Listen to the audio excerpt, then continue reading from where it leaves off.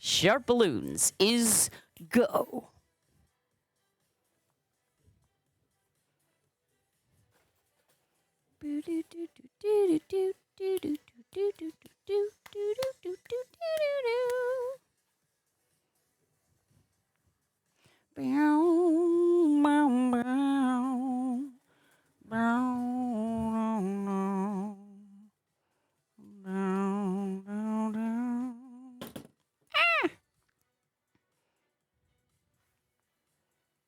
See my nice collection. Hello, Flavor.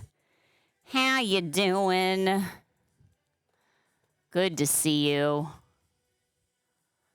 Let's turn down the music just a touch. Just a... Oh,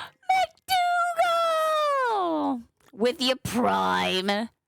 Thank you so much. 35 months! Oh my gosh, we're coming up on 3 years. I do. I balloon you so much, Blues Wolf. Hello, Nikki Painter. Sassy Girly. Hello, friends. Good to see you. Good to see you. Yeah, hopefully today I don't get totally derailed by engaging conversations. Stop being so interesting. Hello. Hello. It makes me really happy to see how many people are already in the subscriber gratitude request channel of the Discord. Mwah, mwah. Perfection. We're so early, but I feel like with SharpBalloons, you need to be. Yeah, get in there. Hey, Richie's Models, UK in the house. Hello, good to see you. Ah, friends. Good time. So we got to do subscriber gratitude at the end of the month, where we spin the wheel of subscribers and make 3 balloons at random. And then we also need to schedule a balloon popping stream where Mr. Sharp kind of goes through and gets rid of all of the extra balloons. We have so many extra balloons hanging out here. Do I have a date for you? I do not. That would be me being prepared. And you know me. I'm not prepared. Hi, Chaos Child Poetic. Hi. Sylphine, it's lovely to see you. And look at this. There's your Crown King. Thank you, Dewey. 22 months with your Prime. You only get 1 Prime sub, and you're wasting it here. Thank you so much. It means the world to me. Clipper Fury, howdy. How you doing? Flavor can't stay long. I get it. This might be a semi-short stream for us as well. We did finally get young Sharp into his after school care. It's not, I mean, like after school as in the school session is done.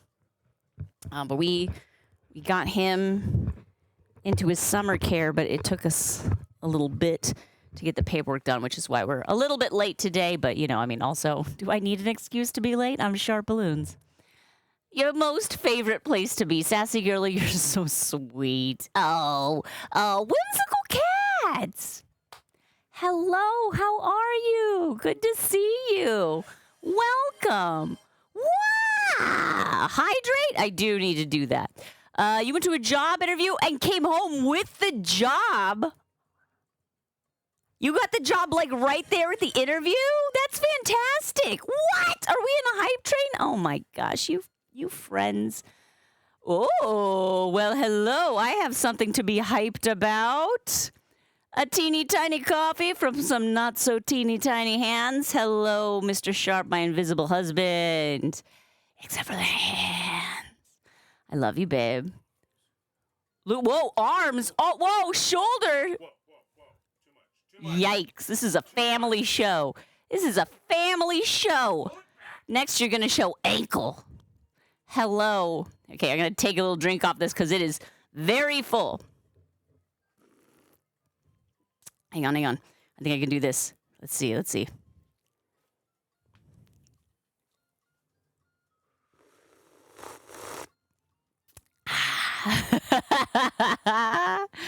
Beautiful. I didn't even spill anything yet. What? Oh, I should turn on your microphone. Is that what you're saying? Whoops. I highly recommend having control over your partner's audio level. I was going to try to show ankle, but the moment did pass. I'm sorry.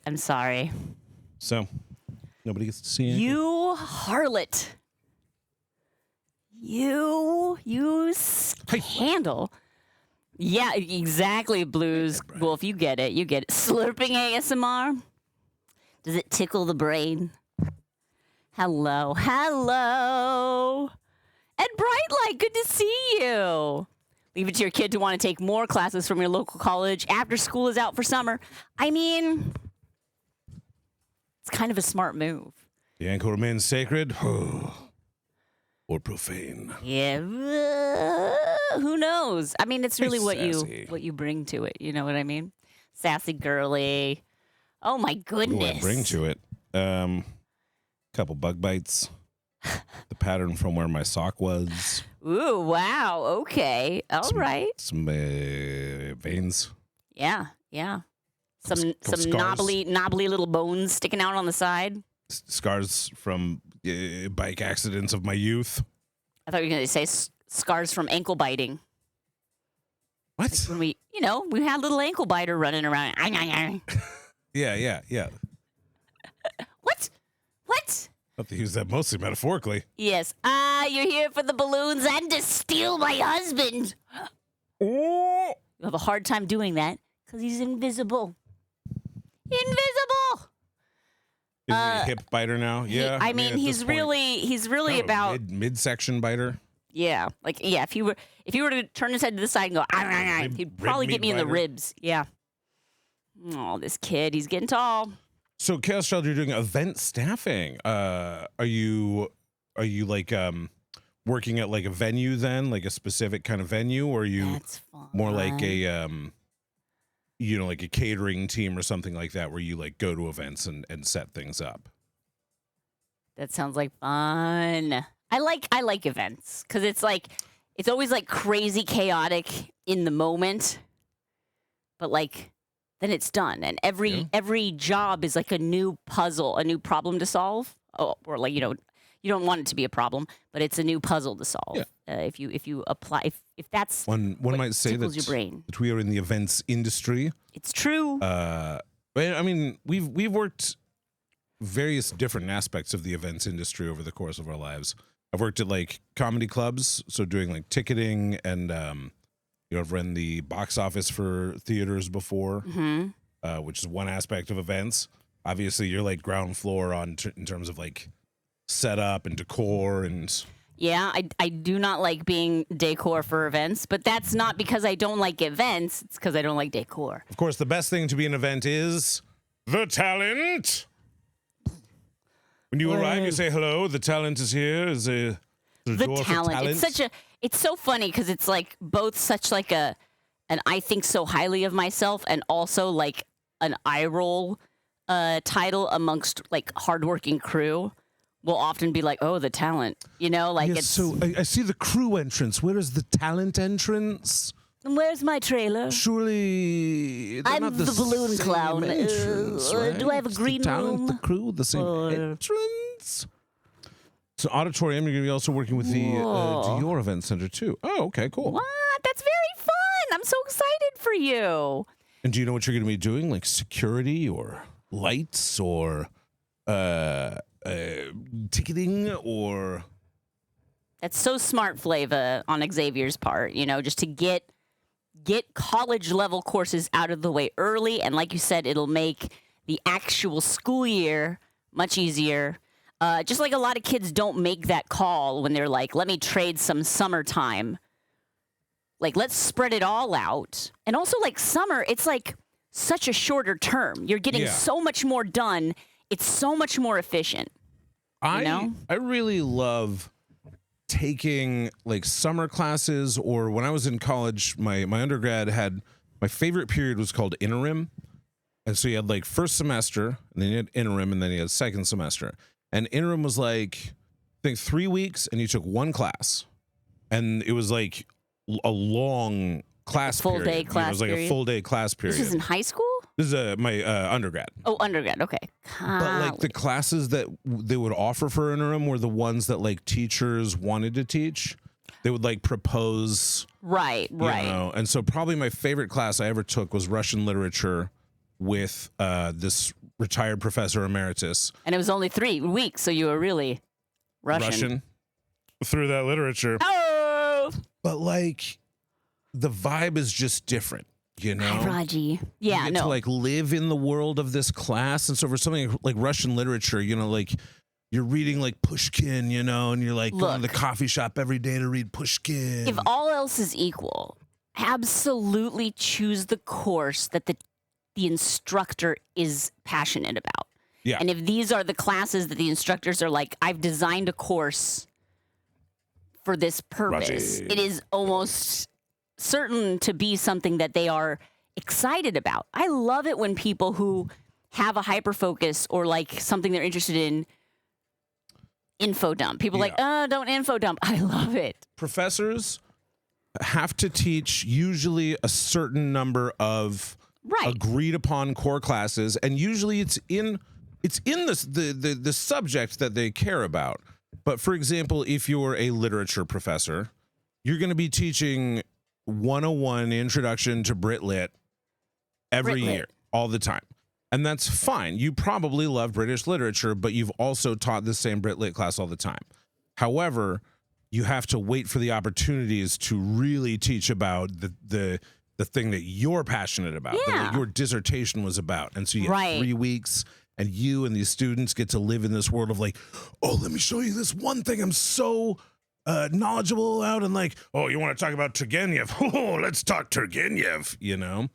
And it's just such a different vibe. There's a college called Colorado College in Colorado Springs. All of their classes are those kind of one at a time classes. I think it's a fun way to do it. You know, you get in the world of that class. Get in the world. You live in it. Hello, Bunny Cole is in the OC. We got Nathan. Hi. Rich's Little models. nurse wave. Brit Lit is what the United States understands as literature. If you ask like a U.S. student, like, what is literature? It's pretty much all going to be like classic British literature. Shakespeare, Milton, Paradise Lost. That is Milton. Oh, yeah. I mean, Pilgrim's Progress. Yeah. You're modern. Exactly. Chaucer. You're modern. we everything stopped after. It's Introduction to Brit Lit. Those are the things that they. All Shakespeare. All I love a class time. that's all Shakespeare. Like I said, I like going into it. I love Shakespeare. I'm not gonna be one of those, you know, like woke people that's like, you can't teach Shakespeare. Just you should also teach, you know, a variety of literature. But like a class on Shakespeare is amazing. I loved art history. I had to take it. It was like one of the requirements for. Oops, all Shakespeare. I don't really remember because my college career wasn't a career per se, but for some reason I had to take art history, and I was like, ugh, whatever. And I really enjoyed it. I remember just like really, I'm like, oh, because it's also a little bit of like world history too. It's fantastic. Yeah, exactly. How OMG of you! I noticed you. Clipper, oops, all Shakespeare is kind of how like American literature can turn out sometimes. Where you're like, whoops, it's all Shakespeare. And the Bible. Yeah, well, you know. Except for the people who don't catch the golden calf references. All our history classes the first year were good.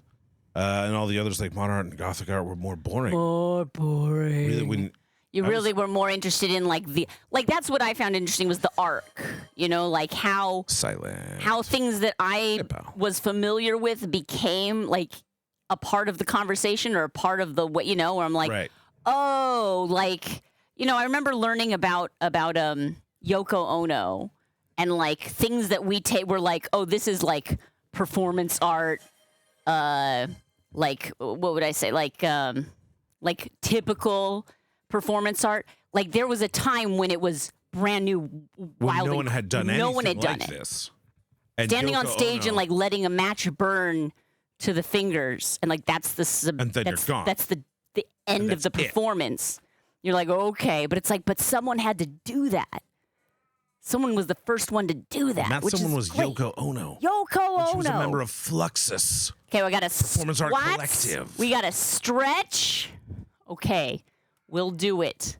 Oh, Nathan, what artist doesn't? What artist Yeah, has all she's- of their screws tightened? She's a performance art. You tighten all the pioneer. screws, and you gotta be a little loosey goosey. Also, You know, not everything is perfect. is John. Yeah. The phrase "a few screws loose" makes it hard to, Open up my like you do the cue. thing where you like turn the phrase, to use it in future descriptions, without it turning less appropriate. Sure. Yes. Well, You that's know? a bit of a language thing. You want to Whoopsie. say things about, would John Lennon be with a person who was totally sane? Let's see. Oh, you know what? Chaos Child Poetics job announcement came with a hydrate. So How many let's screws are hydrate. tightened in this stream? Are we I mean- all on like 4 tight screws, or are we like 2 tight screws, 1 loosey goosey, and 1? Oh wait, where'd that go? Oh, she used all of her vacations to visit old historical art places. I love that. I mean, because in a world of like, I wouldn't say infinite, it's finite, the world, the locations you can go on travel. That's a misuse of the word infinite. But there's so many places you can go. Why not visit the places that have historical significance in artworks that you're familiar with or you'd like to visit, or in the artists who's you studied, and you're like, I can go to Spain. I can see the Sagrada Familia. I can like be there. Like, that's cool. Screws are too tight. Nothing else can get in or out. You don't want your brain to be airtight. That's true. Be an airhead like me. All right. So I'm drinking this haiku. Did you see the clip of Chuck Berry, Drinking this John water. Lennon? I'm saying haiku. What's happening right now? Did you see the clip of Chuck Berry, John Lennon doing Johnny Be Good while Yoko Ono was making dolphin sounds? Yes, I have seen that. And I've seen Chuck Berry's face, and he is not thrilled with it. I can't imagine he would be. And yet, without Yoko Ono, we don't get B-52s, my friends. Also, We don't get B-52s. Chuck need Berry's, them. Chuck Berry's face is not thrilled with, like, that's his face. That's just his. Chuck Berry. Berry is a cantankerous, like, he is displeased by nature. That face is just always, well, I mean, these days, but it used to be particularly cranky. He's a cranky pants. All right. So we did get a community haiku from Silent Elegance. I misspoke, Silent Elegance. My sincerest apologies. So let me turn on the haiku music, and then I'll do these squats and stretches while we compose our haiku. All right? Avant-garde. Here we go, friends. A haiku has been redeemed. So let's all breathe in. And breathe out. Please compose for us a haiku that's 5 syllables, 7 syllables, 5 syllables on the topic of avant-garde. Avant-garde. Be on guard. Avant. It's better than après-garde, am I right? Okay. Doesn't mean anything. You just bought Duchess a pearl-beaded collar, and she's channeling her inner class. Posing with such elegance. Runs in the family. Watching them at every offense. Oh, my. It's like, is she trying to take off the collar? No, she's just aghast at what you've done. I love it. Okay. Is the music too loud? I can never tell. The haiku music. All right, friends. Now I'm going to do some squats and some stretching. Squat. Cat clutching her pearls sounds hilarious. Yeah. It's kind of the opposite of that I don't even know what you call it. The ladies yelling, cat eating salad meme. Yeah. It's like, that cat's not clutching its pearls. That cat's like, whatever, man. What's your problem? But on the other side of that cat is like a much fancier cat, probably like a long hair. I can't take you anywhere. Oh, aghast. And 10. Holding it. Woo. Perfect. Private channels that cat often. I mean, yes. The other thing about the Chuck Berry, John Lennon, Yoko Ono thing is that, like, you have 3 different points on a continuum. You know, they're not necessarily going to be aligned. Chuck Berry invented rock and roll. John Lennon started in a band at first, not like making fun of the rock and roll that Chuck Berry invented, but like doing the rock and roll that Chuck Berry pioneered Skiffle at band. Skiffle, like doing that as like oh, we're doing a thing. Oh, look, we're an American rock and roll band. It's a thing. And then also taking that and then really like evolving rock and roll into this crazy place that Chuck Berry was not like territory Chuck Berry himself was not willing to go into. And then he met a lady who was not a rock and roller. She was a performance artist. So she's even further away from this continuum of like what Chuck Berry would think of as like, I invented this art form, I perfected this art form. She's doing sound, friends. She's just doing sound. So this is like, and so to him, he's like, how rock and roll is like these chords, these progressions, like this sound, and that is not it, you know? But you can see like a spectrum, you know, from like hardcore, just like straightforward, pure rock and roll. To I mean, that right there is a little bit of art history. Yeah. Music is definitely art. And that's what I loved about art history is like seeing when things changed, and invariably people from another era are going to be like, what is even happening here? This isn't how you do it. This is gross and weird. And like one of my goals for myself as a human being, and I'm going to do the stretch now, is to keep my eye on when that starts happening internally. Yeah. You know, Yes. when I start reacting against the youth movement, which, you know, it's going to happen. Keep your ear out for like those cliches, you know, like those like. They're ruining it. Music in my day, you know, back in my day, kids today, anytime you start making those generational assessments, those are the times to start examining like, maybe you're just out of touch, you oldie. Not me. I used to be with it. I couldn't be out of touch. But then they changed what it was. Let's see. So did the squats, did the stretch. Oh yes, once again, haiku on the topic of avant-garde. If you'd like, we'll roll that music one more time. Looking.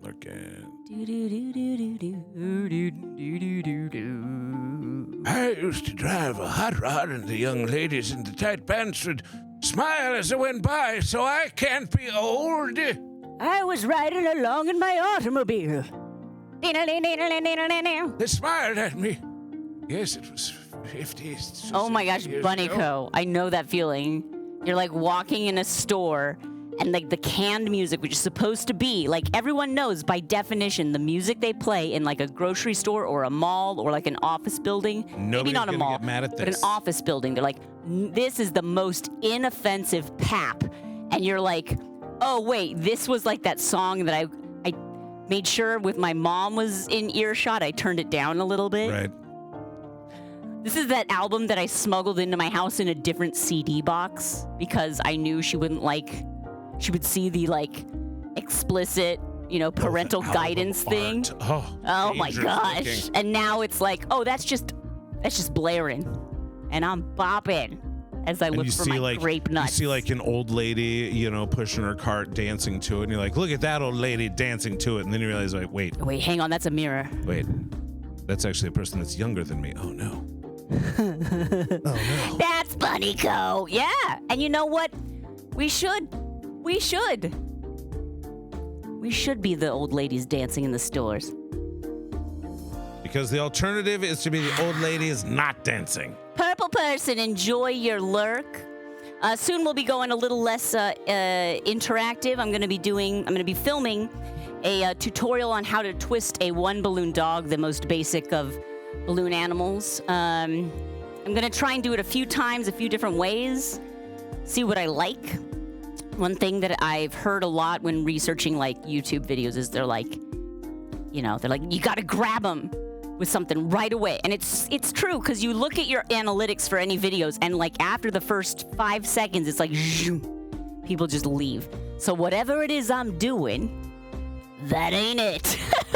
So it's like, gotta have something fun and silly. Here's what you should do. You should start off the video by being like, don't click away, don't click away, don't click away! Yeah, that'll do Please, it. please, please, please don't click You know away! what plays well? Desperation. For like 5 or 10 seconds. And so then- Desperation. Don't click away from my video. You also sing along at the gym. You assume everyone has earbuds in and they can't hear you. I am a serial harmonizer. And like, I wonder if it bothers people around me, but then I realize that's why I don't leave my house that much. I don't wear earbuds in the gym.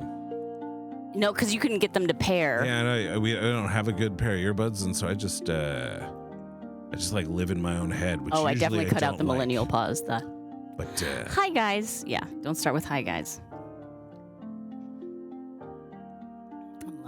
I'm learning. Slowly. what's the millennial pause? Before you use like a millennial content will usually be like everything, like this camera will go and it's like, today, like there's a pause before they start talking. And with most post-millennial content, it's just like straight to the words.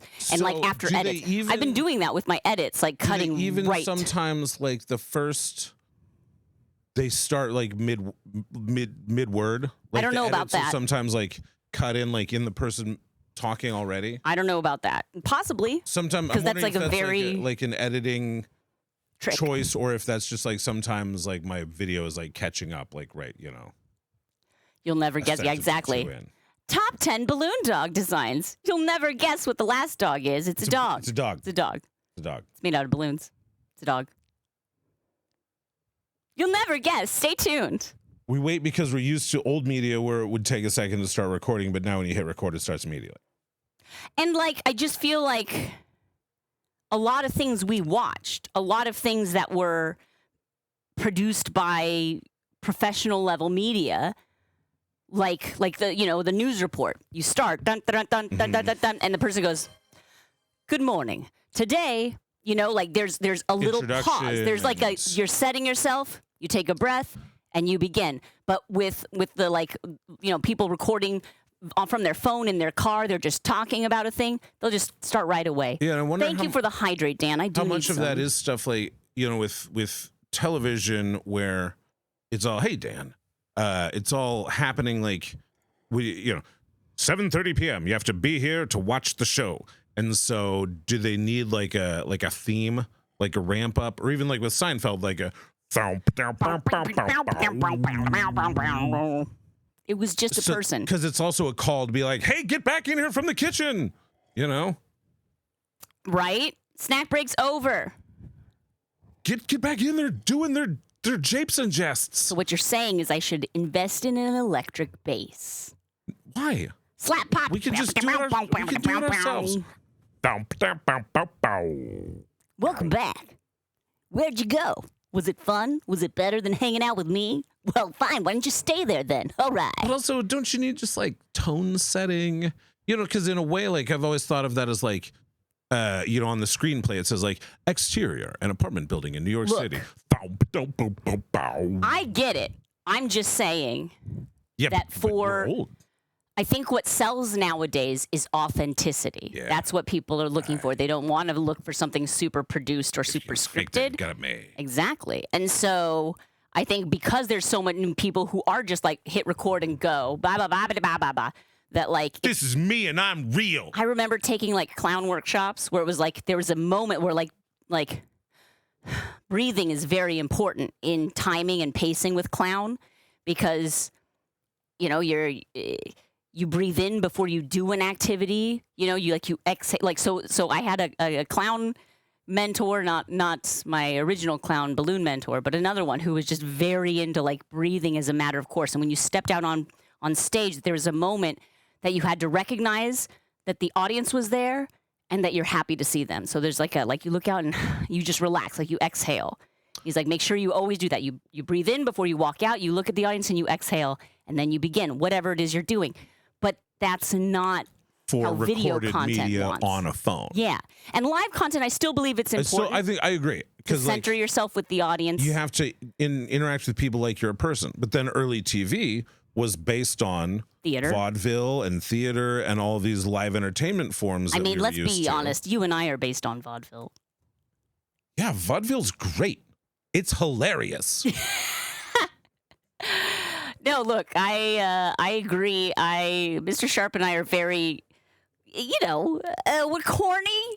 We're more like intentional. And that's not the modern vibe, but it is us, and so I feel like we got to still lean into that. But editing the shorter breaks and less of the millennial pause, I think, is also a good thing to do. Let's try and make a space for ourselves as elder millennials, as the proto grandparents of Is it better to be balloon elder content. millennial or what's the youthful Gen X? I think that's you. I'm one of the youthful. You're a lowercase Gen X, and I'm an elder millennial. 80 and 81. That's our birth years. Amy Roberts. I think we're both exennials or zennials, whatever Exlennials. people call that, because Yeah, Muppets humor. Richie's exactly, because the Muppets were. I mean, obviously. I mean, like literally, the whole framing of the Muppet Show was like, oops, that's the wrong one. This one. The whole thing about the Muppet Show is like they're doing a we're a traveling performance. variety arts performance company. We got our singers, we got our dancers, we got our stunts. We got a comedian. He is bad. Actually, they are all bad. Everyone's bad at their jobs, but we are a traveling. But the show variety must show. go on and on and on. And on and on. Yeah, so like that's in our DNA for sure. Elder millennials, rise up! But be careful with your knees. Rise up to take some ibuprofen. Rise up slowly. I know. R.I.P. Muppets 3D at Disney. Bruh. A little extra stretch. Oh, yeah. Oh, K-pop. Marx Brothers, absolutely. Marx Brothers, legitimate vaudeville performers. Mm-hmm. Came from doing live. Sure. I mean, as were many of the early film comedians. Well, yeah. Where else would you find them? Exactly. Just some guy off the street who's like, I'm great at comedy. Yeah, film Or, was just how do we bring vaudeville performances to people who can't. hey, we've got this gal. Yeah. She's terrific. We need to take her from the stage and start showing her to the world. Better to riff than to rib. Don't forget reading glasses. There you go. Rise up and put on your corrective lenses. Ah, RC. Rise Yeah. up and do a stretch, because otherwise you'll get creaky. A lot of the Muppet revival shows were too soon. Yeah, I mean, I get why they were happening, because the people who were children in their peak heyday became adults and at the height of their powers, where they have the power to produce things, and they're like, let's produce this What thing. I've But it's like we always need a little more breathing room before we can all fully as a culture be as nostalgic. But I mean, how do you time that, right? And still, I'm sure that the media was welcome. Feels old, man. Yeah. Is Jason Segel still Muppeting, or is his stewardship passed? I mean, I don't really know. I didn't like his Muppets movie, but I liked Muppets Most Wanted. But Muppets Most Wanted was funny, but the Muppets, was that what it was called? The first Jason Segel Muppets movie? I think it was just called It's The called Muppets or something. Maybe. God, I just hated that guy they introduced. That character. And what's his name? The whistle guy. Yeah, he was the worst. The guy what whistles. He's just such a. Unlike He's just too much like he's a poochie. He's like, hey, let's bring in a new guy who's got all the answers. And it's like, what, you don't have They could have, and this is Statler and Waldorf at the Game Awards was/is always funny. I haven't Statler seen and Waldorf them. doing anything That's is funny because fun. they're the funniest. Because also they're vaudeville. Right, and also they're like they're the old guys from the old guys. So Right. like that's just, I mean, it's funny. It's funny. But this is what I think they should have done with the first Muppets. They should have made that guy Scooter. They should have just done Scooter. Yeah. Why are you adding this new character who is basically doing all the stuff that Scooter is doing?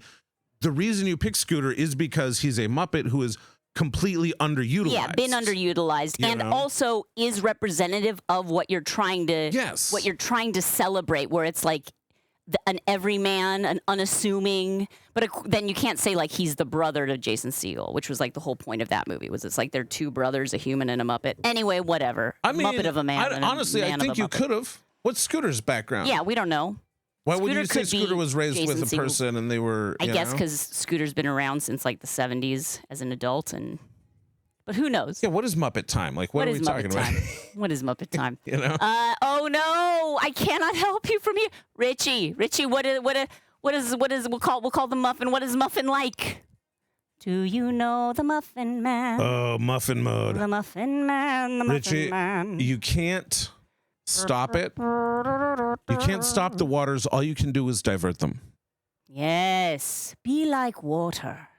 Be like water. Let the water flow somewhere where you can contain it, or let it. Nathan. Yeah, exactly. Yeah, exactly. Spiral Give safely. it a downhill path of less resistance. Nathan, I don't know about that. That clip? Would you call that PG? But there is a clip that Nathan has shared in the Discord of Statler and Waldorf at the Game Awards 2024. Super duper fun. I will check that out later for sure. Thank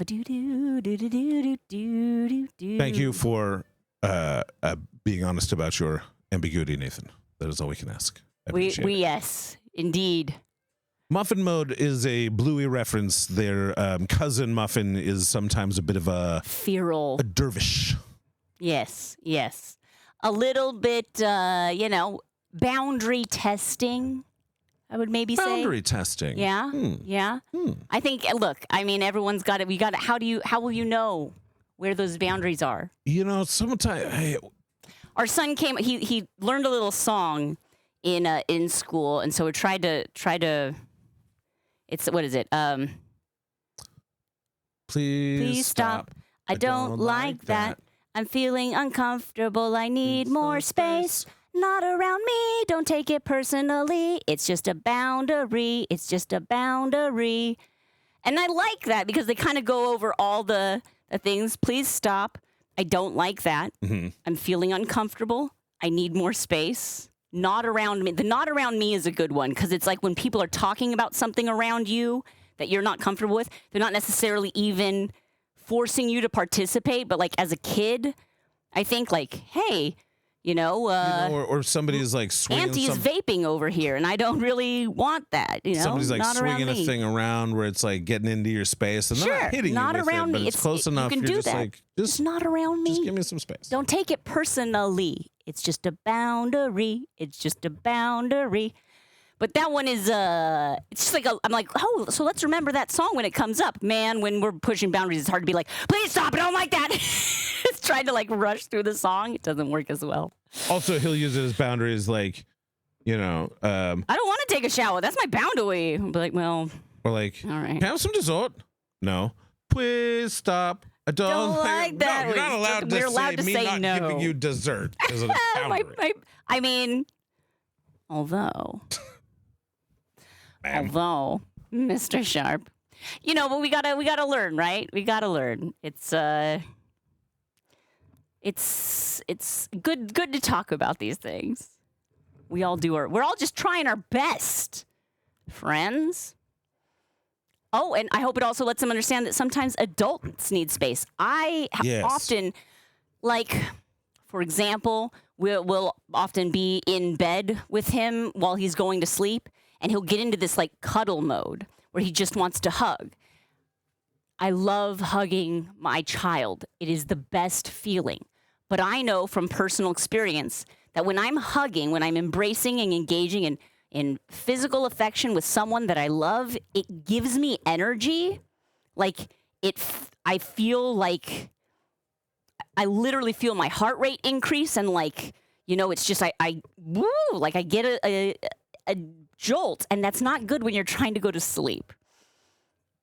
And also, So it's like we're gonna need to establish a boundary, and don't touch my face when I'm falling asleep. like he does a thing where he'll like rest his face on your face. And you're like, please stop. I love don't you. like that. I love you, but I Feeling don't want your uncomfortable. face. Get off my face. Put your face on my face. Thank you, sir. Oh Thank you, sir, for taking your face off of my face. no, buddy, go. I'm feeling uncomfortable. I need more space. Yeah, exactly. And you're allowed to have a boundary. Yes. It's okay. Yes. It's good. It's good to establish this. That's really like, oh, I prefer no cheese on my tacos. That's okay. Yeah. I You have also some prefer cheese. no hand in Yeah. my cheese. Yeah. I'll be fine without cheese. I am now in the prefer without cheese Do camp. you not like cheese? No, I do. I do. No, I just do like cheese, just not I that don't feel like cheese. cheese right now. That I'll be okay. cheese. I'll be okay. Oh, Trek Nerd, good. Do let me know how that works. I hope it works out for you. Yes. Yes. I feel you, Trek Nerd. I feel you. Yep. Yeah, K-pop, I definitely try to do that where it's like, no shower. Well, would you prefer a bath? Choose one. Right. You know, it's like they still have to do the thing that you want them to Options. do, but you give them some degree of control. Right, because a lot of times I feel like the defiance is trying to be like establishing some control, because you can feel very out of control as a child. You can Yeah. feel very like all my decisions are made for me. I have no autonomy. And as human beings in the world, adults feeling that way, we get that it's important.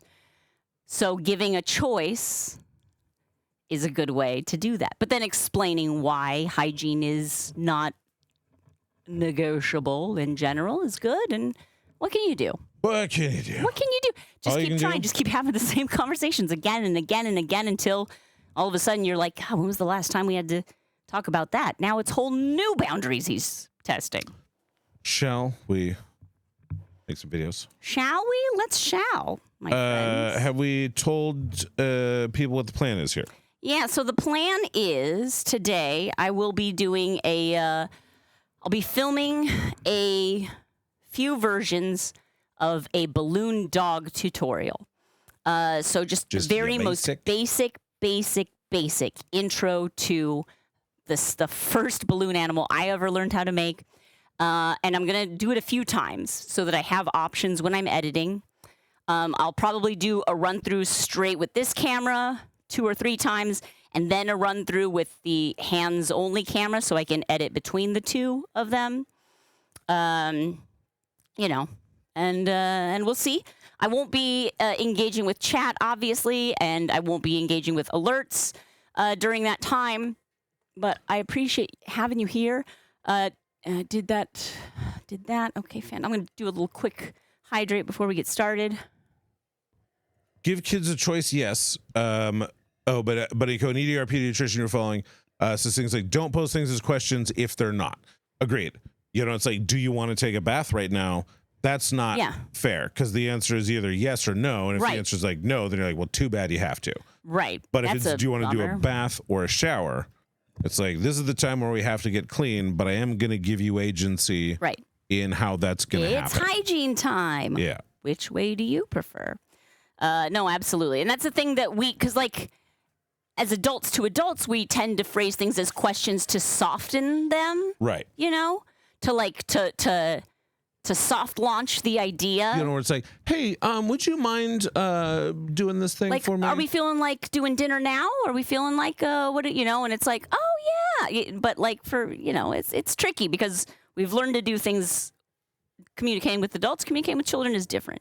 Yes, Richie, you hydrate as well. Another one, K-pop fan mom. Since adults have been I saw your comment on the snake video. Since adults have been using language their entire lives, they're familiar with the subtleties and the little they're familiar when a little bit of stank is built in. They're familiar with requests that have like softening and euphemism in it, and they're not as appreciative of like super direct stuff that like doesn't make right. it. But like kids don't have all of that context. They don't get the subtlety. You just got to be clear about what you're saying and asking. Not mean, not harsh, not like direct, but just clear. Again, we're not trying to be authoritarian. We're not trying to establish those patterns. I've said it a lot, but everyone wants obedient children. Nobody wants obedient adults. So, like, you have to preserve the ability to ask questions. I don't, like, You do want question an adult authority, but not like challenge just as a knee-jerk reaction, like, no. But I can see why, as long as that gives me an opportunity to talk about hygiene or talk about sleep. You want them and why to be that's able important. to fit into society. You want them to be able to Not communicate alienate. with people, to get the things that they want from people, to enjoy people's company and have people enjoy theirs. But also, you want them to feel like an individual, like they don't have to conform when other people are conforming, like they don't have to. I feel you should do the always be things- able to ask why.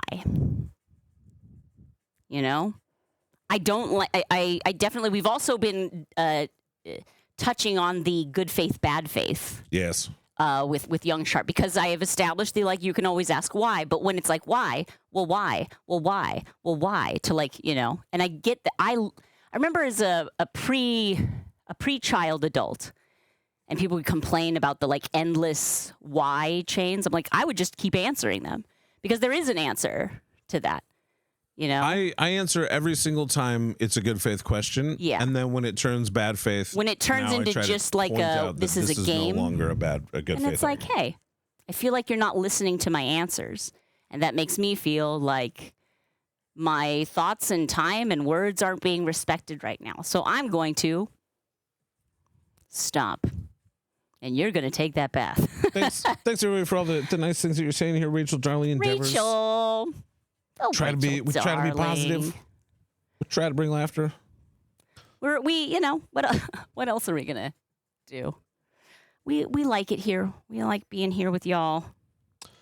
Okay, off to the library. Go do it. Go Very to good. the library. Okay. Buy Flava. So, love, what do you need to get set to do a video here? I have got my balloons. I've got some hand pumps here. We're recording. You got all your recording settings. The recording settings are good. I believe wobble.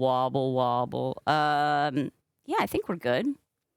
My hair's a bit of a mess. Let's see. What's this? So, folks, I'm going to hang out here, but I will also not be We got directly interacting with chat until it's in like good pause moments. Moments between takes, if you will. But feel free to either chat with each other or put in questions, and just know that it'll like maybe take a minute before we. or just like, directly or address lurk stuff. away. If chat just grinds to a halt while we do this, but this is pleasant background noise for you, then that's nice. I'm going to type up a quick message to explain to folks what's happening, and then I'll pin that just in case people are like, why isn't she answering how she got started? But I think the plan is to do this today, and then I would imagine that you'll get it all recorded today, right? You're not gonna This is just a balloon dog. I do can that literally make it tomorrow. in 5 seconds, and I will obviously be taking longer, but I don't know. RC. I don't know what the plan is for tomorrow yet, but I know that Subgrat will be coming down the pike. That's right. Subscriber gratitude. So all you subscribers, just know that the subscriber gratitude channel is open. We've got some great ones in there already. In fact, let me just show y'all because I think that's a good thing. Let me see. Window capture. Can I capture Discord? Let's delete that and add a new one then. Window capture. Okay. Discord sub gratitude. Okay. Look at all of the ridiculousness. Okay, here we go. The June submissions are now open. We've got Ponyo. We love Ponyo. My gosh, she's so great. We've got Sassy Girlie wants a Winnie the Pooh. Oh, Winnie the Pooh. A s'more shark, where the shark is a little marshmallow. I do adore it. Raccoons wearing baggy pantaloons. I love it. Raccoons and Excellent, pantaloons? excellent. Oh, Donnie Bennett in the piano suit. I do not. Is it Donnie Bennett? I don't know who that is, McDougal, but I do love the piano suit. I can't wait to attempt to make that out of balloons if it wins. We've got a Boba Fett Pez dispenser. Wait for it. The Pez is a carbonite Han Solo. That's a very fun illustration. I love that. Flava's already on her way out, but I do love that. Artist's interpretation of this sassy crow perched on a patio chair that yelled at Tree for a half an hour today. Listen, when corvids are on a rant, you got to just hear them out. They will remember if you cut them off. And then, of course, Milkshake. Jen's Lens has reposted Dumb Boba because this is a great request. It's based on a Disney pin. We've got a second request for the raccoons wearing baggy pantaloons made of balloons. It'll be a cartoons. And I don't know certain for whatever reason the image is not posting right now, but that might just be a Discord thing. But we've got 1, 2, 3, 4, 5, 6, 7, 8, 9, 10 requests already in, and we just opened it yesterday. So good job, everyone who hopped in already. Friends, if you are a subscriber to the SharpBalloons channel, number one, thank you. Thank you so much. I don't know how every time it feels like I don't express it often enough, but it really is wonderful. You really do keep this content here. I know a lot of people really appreciate having a wholesome, heartwarming space on the internet, and not all of them can afford to subscribe to every single creator that they love. The fact that you are subscribing, you are like picking up the tab for a lot of lurkers and a lot of people who would miss it if it wasn't here. And thank you. I would miss it if it wasn't here. Let's be honest. The image is the transparent background. Wait, what? It's just transparent. It's sneaky. So Shana is. Let's see. I'm gonna go back to me typing my message, warning people about what we're doing right now. Oh, Richie, thank you. I love you too. That's how they get you. That's how they get you with Twitch. They're like, now you've got a bunch of people that you like and you have parasocial relationships with, and you don't want to disappoint them, do you? Well, you better keep making content. And we like it here. Oh, Rachel, we've got lucky. We got absolutely lucky. And I'm so grateful to everybody. Okay, so Shana is recording because boundaries. It's just a boundary. Don't take it personally. Okay. Shana is recording a tutorial for her YouTube channel. And I don't need to put that it's SharpBalloons there, right? That would be, y'all don't know that my YouTube channel is youtube.com/SharpBalloons? Hey, my YouTube channel is youtube.com/SharpBalloons. Like and subscribe.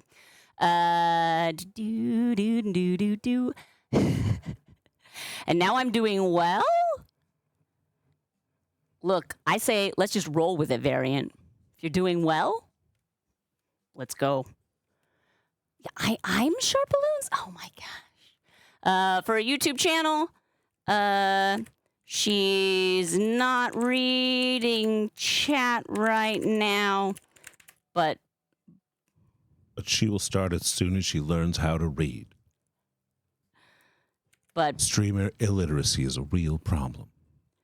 She surely appreciates you being here. Exclamation point.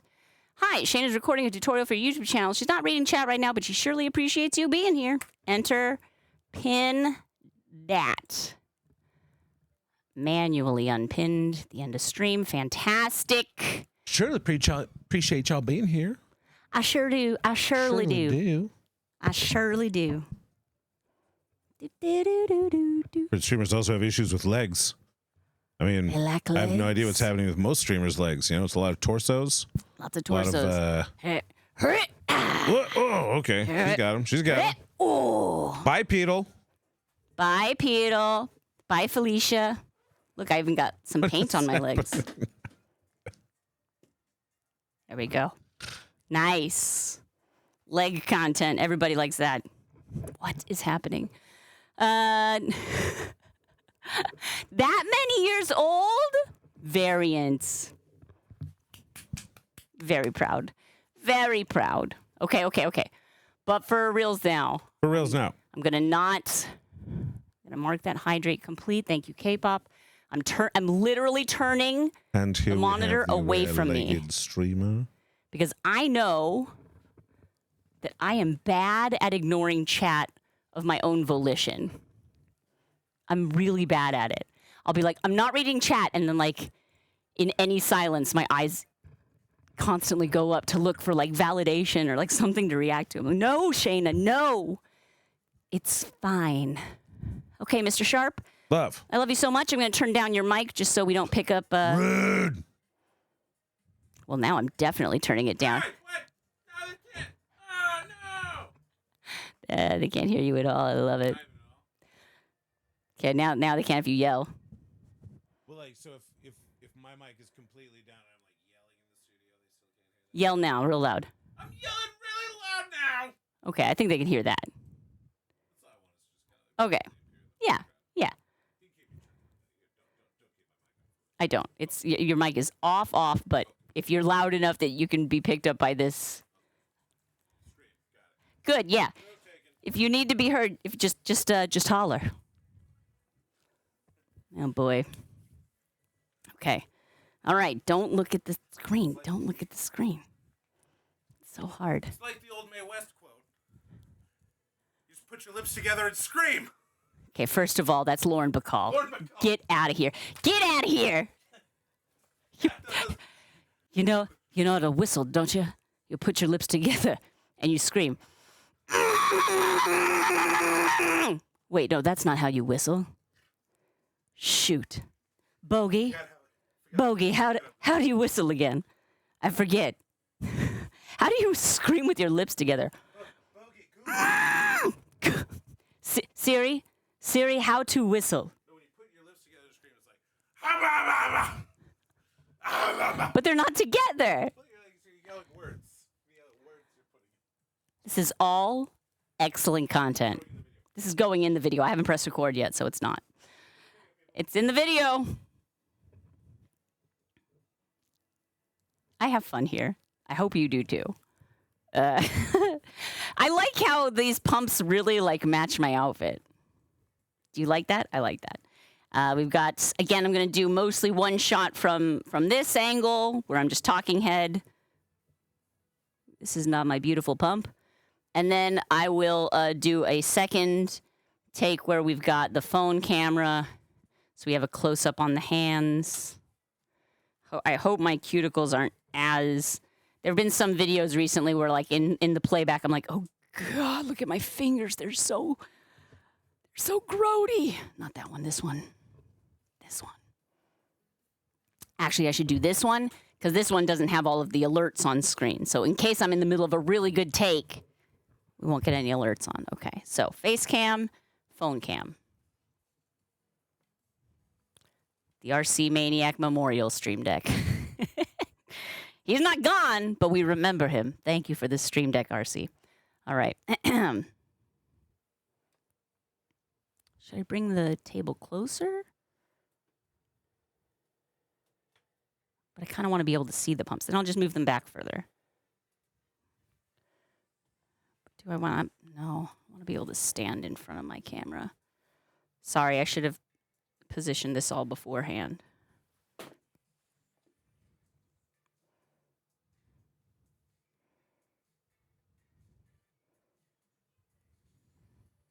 Perfect.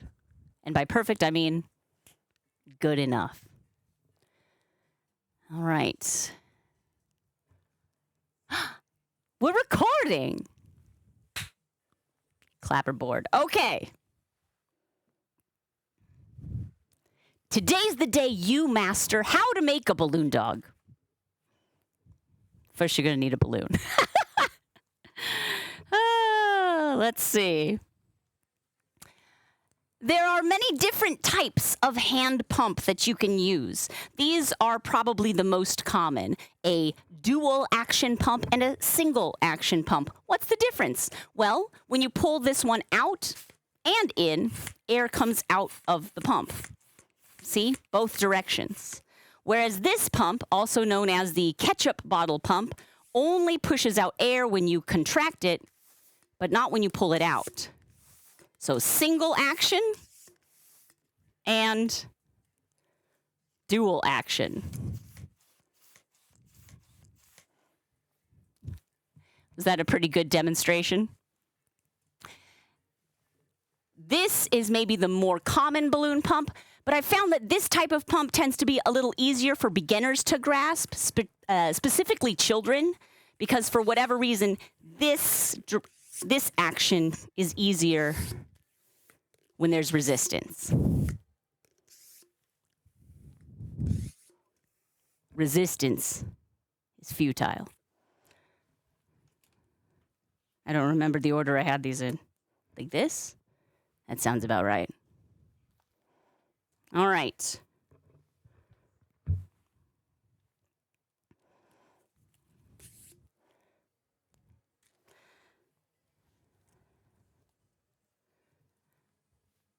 You're going to need a balloon. That's hopefully a no-brainer. This is called a 260 balloon. It's so called because when fully inflated, it is 2 inches in diameter and approximately 60 inches from end to end.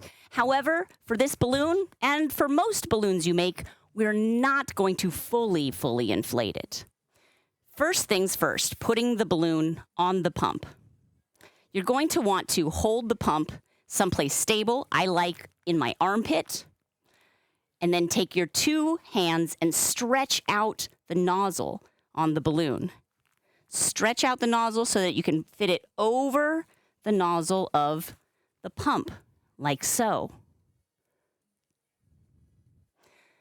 You want to be sure that it's not stretched out through the balloon to the point where the balloon's coming off the side.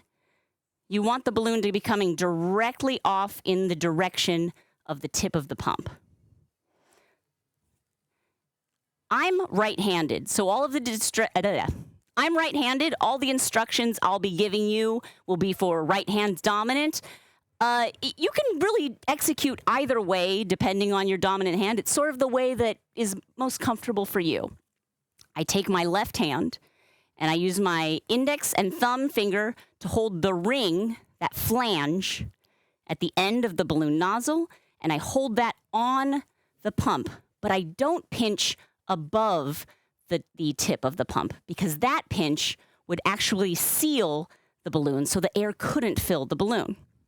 If you don't hold the balloon on the pump, well, thanks for totally not demonstrating what I wanted you to demonstrate. Physics. But it's not going to stick on the pump as much. Let's try that again.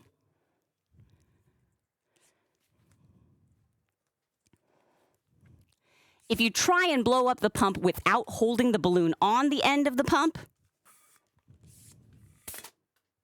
it'll shoot off like a little rocket, which can be super fun, but that's not our goal here. It's difficult to make a balloon, a dog, out of a balloon that's flown across the room. So, keep your balloon on the pump by pinching it lightly around the edge there and compress. Keep holding on to that as you pull back out and push back in, pull back out, push back in, out, and in. Now, how many times you're going to want to compress your pump It will depend on the balloons you're using, on the pump you're using, on your hand strength. Sometimes you'll let a little bit of air leak out as it's pumping. So I wouldn't always necessarily count on the number of pumps to blow up your balloon. Mostly what you want to take a look at is the end of the balloon. How much air do you have left in there? We always want to leave some tail end of the balloon uninflated. And I'll tell you why. Because every time we put a twist in the balloon, air is getting displaced further and further into this sleeve. If you ran out of air and you twist and twist and twist the balloon, that's when popping is going to happen. So once you have inflated the balloon, we're going to burp the balloon. Because even though we have this space at the end here, the balloon is still rather taut. It feels very firm. So you want to burp the balloon. Just kind of loosen your pinch a tiny bit and let the air squeak out till the balloon is nice and soft and squishable. You want to be able to squeeze it in your hand all the way tight so that you can feel your fist being formed around the balloon. And as long as you have that tail, it shouldn't make the balloon pop. Now, a lot of people have a hard time tying a 260 balloon because, well, that's not a lot of latex to go with. But here's the secret that no one ever tells you. You can make that neck, that nozzle, as long as you want. So if you just pinch the balloon together all the way a bit lower and let out that top air, well, now I have all of this latex to play with to tie my knot. So as you're beginning, feel free to give yourself as much room as you need on the nozzle end here. I'm going to take 2 fingers and wrap the balloon around my 2 fingers and not in the way I just did. So let's try that again. This is how I tie a balloon knot. I make the sign language sign for no. 2 fingers on top and my thumb underneath. And then this is with my non-dominant hand. With my dominant hand, I will pull, reaching over and across, pull that neck, wrap it back towards me around the 2 fingers, and then forward. So I've gone over, pulled it back towards me, and then forward. And now I kind of split my fingers apart and push that nozzle between the 2 fingers, which means it's pushed right to where I can pinch with my finger and pull that through the loop. Pulling that through the loop will make a knot. Ta-da! And you can, if you end up with this, you can squeeze the bottom of the balloon to push the air right back up to that knot. I'm going to refilm that, obviously. So there we have a tied balloon. Excellent job. This is the first step to pretty much every balloon sculpture you will ever learn how to make.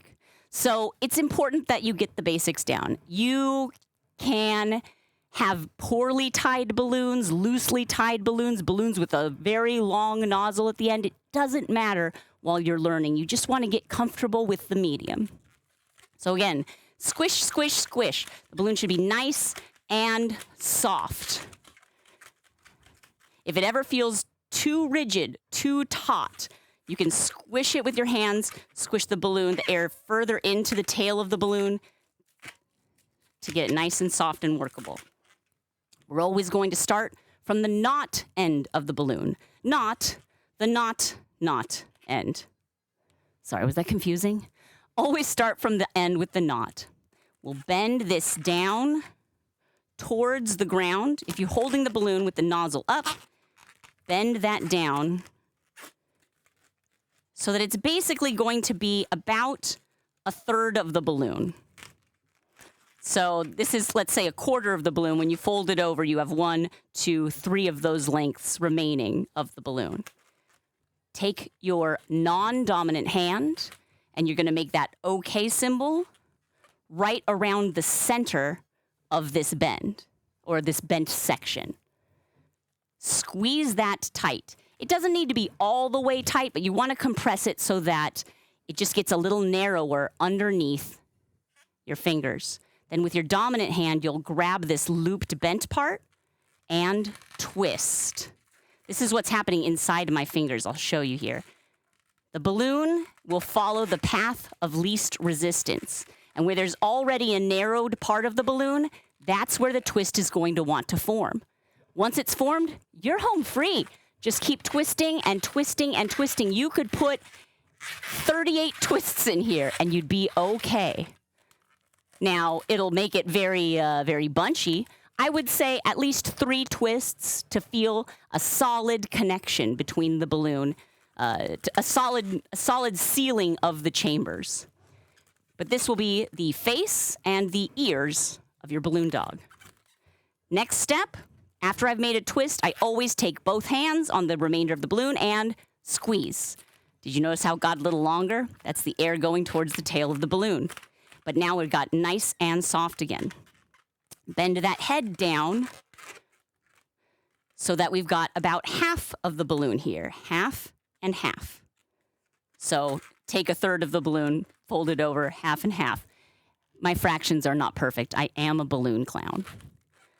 This time, we're going to take our non-dominant hand and do the OK squeeze, but we're not going in the center. I like to leave it shorter on this end by the head, because this bubble will be our neck, and this loop will be our legs. I prefer my dogs with shorter necks than legs. If you're making a long-necked dog, or say a giraffe, you might want to make sure that that neck is extra special long. But we can get to that later. So do the OK squeeze right there in between. Grab the loop and twist. 1, 2, 3 at least times. I twist towards myself.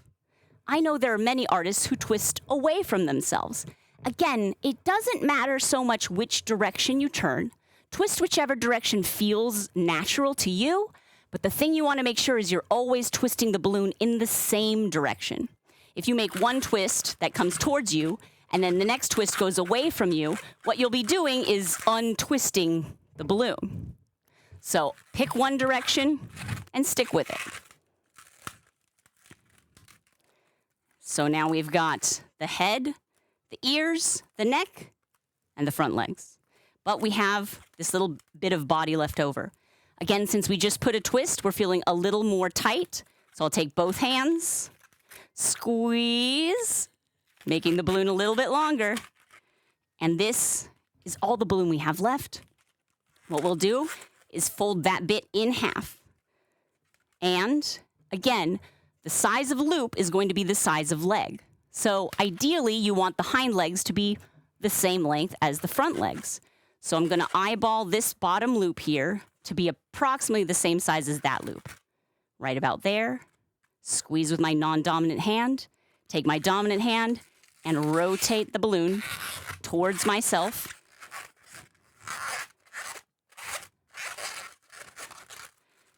Now you may be done and say, but this doesn't look like a dog. Well, the last step is always getting everything in the proper orientation. So the head looking forward, the legs down. These hind legs need also to be pointed down, which will mean the tail will point up. And there you have it. Your very first one balloon dog. I want to wag my tail too. That was exciting. Yay! We did it! Woo! That took a lot longer than I thought it was going to take. But that's how it is with something simple. You can assume that it's going to be fast, but simple doesn't always mean fast, especially when it's thorough. All right, what parts did I not like about that? I think I kind of rushed talking about inflating the balloon. So maybe I'll redo, well, I'm going to redo the whole thing, but I liked talking about the different pumps. This one feels loose. This is a 161 action pump, single action.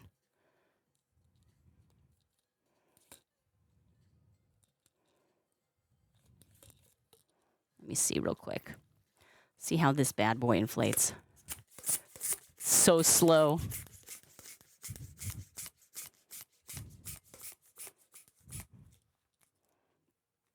What I'll probably do is show the different pumps, show them how long it takes to get each one to approximately that length.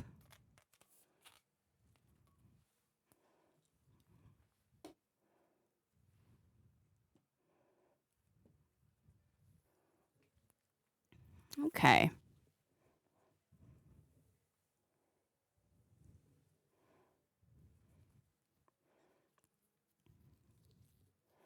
Shall I show the pumps like this? Let me turn this.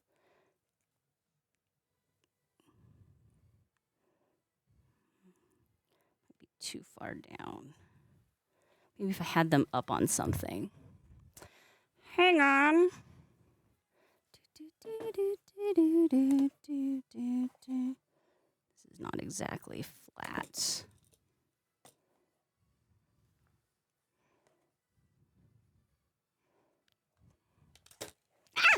Oh my gosh, why did I do that? Why put a thing, balance it, and then try and move it? As opposed to getting it in position. Let's see.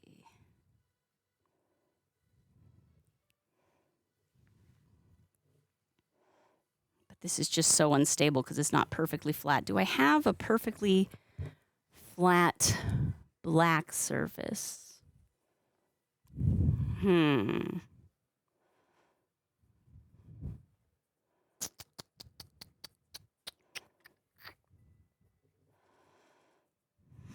I probably have a perfectly flat surface that's not black if I just want to have the camera not on it. Tisk, tisk, tisk.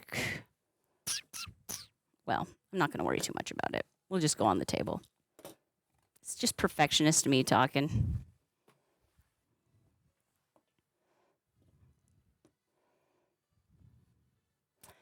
And this pump has like a little crab sticker on it, which is adorable, but I keep forgetting that I might be showing that, and I don't want to. Let's see. I have so many balloon pumps.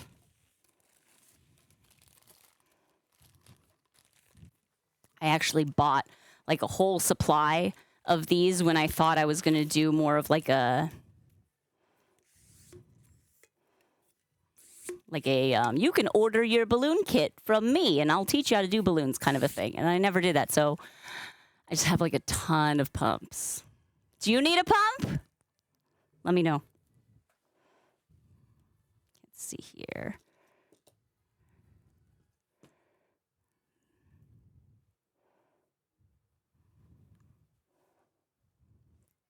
I think it's a little bit like that. And this one maybe even more to the side so we can see the tip. Because the black doesn't contrast unless it's against the white. I know what's up.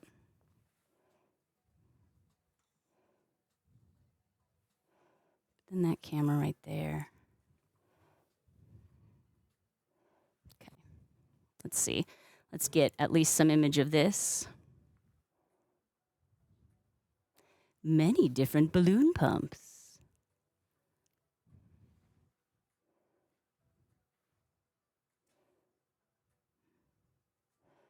This one doesn't show the brand name.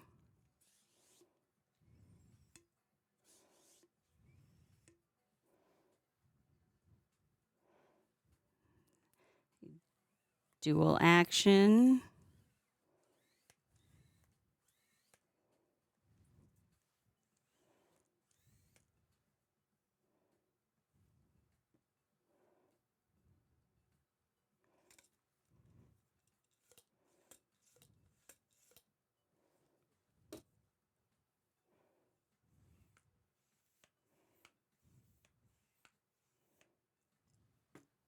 Great B-roll, Shana. Thanks, Shana.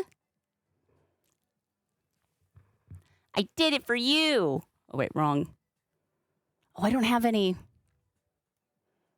Such a dork. I didn't have my, not that I need it, but you all might want the desktop audio, yeah? Just for the music, because we do have some music going on in the background that won't be recorded, but for continuity for your sake. Balloons. Balloons. Okay, cool. Stop looking at chat. Stop looking at chat. Okay.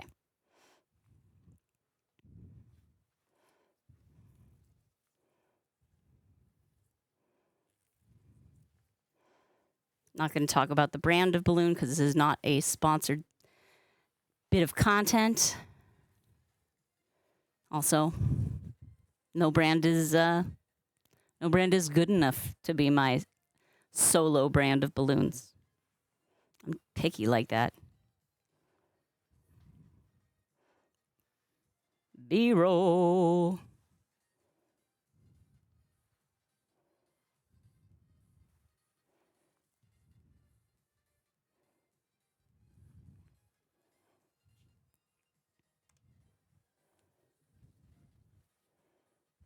So we're going to start with a balloon.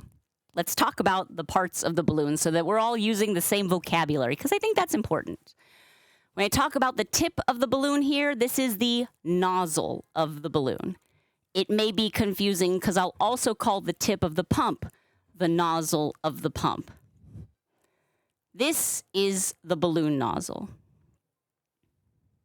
Wait till we focus. Parts of the balloon. This tip right here, we call the nozzle of the balloon. You'll see that there's an opening right there for the air to go in and a little lip or flat end that is rolled latex. We'll call that the flange. That right there is really helpful when inflating a balloon.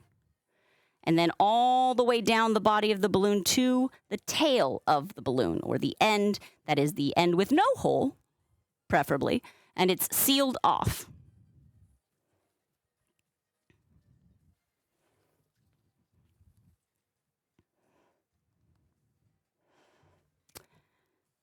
I should get a 160 double action. I have one of those. I have a couple of those. Be right back.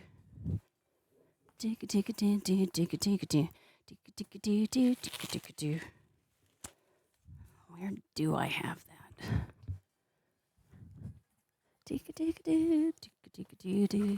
Oh, here. It's a different color and everything. Nice. A little small. And it's not going to want to stand up either because it's got a rounded edge. Never mind, I'm not going to show this one. I lied.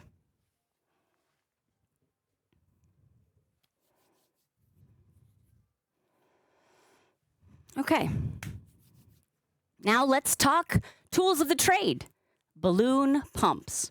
There are two basic types of balloon pump. One is a dual action pump, and it's called dual action because there are two things you can do with a pump. Pull it apart and push it together. A dual action pump will expel air with both directions. So out and in, both make the air come out. It's your own private air conditioning. So dramatic. Portable Fabio effect. Because all kids know, all kids catch a Fabio reference, right? You get it. Okay. So, that's the dual action pump. Single action pump, like this ketchup bottle looking pump, is a single action, which means when you pull it out, no air comes out. The air only comes out when you push the pump in, like so. So,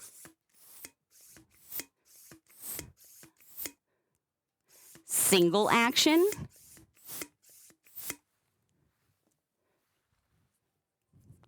I can do this. Double action. For beginner purposes, children often find the single action pump to be easier. It's a bit slower, but easier to control and make sure that you're holding the balloon on. but really either one works.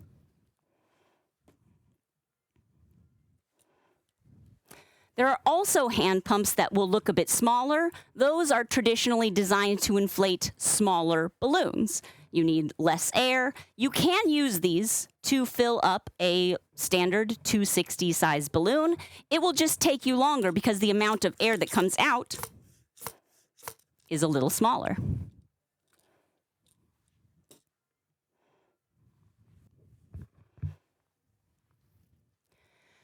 Because the amount of air that each of these pumps will expel, depending on how you're using it or which type of balloon you're inflating with it, there's so many different variations.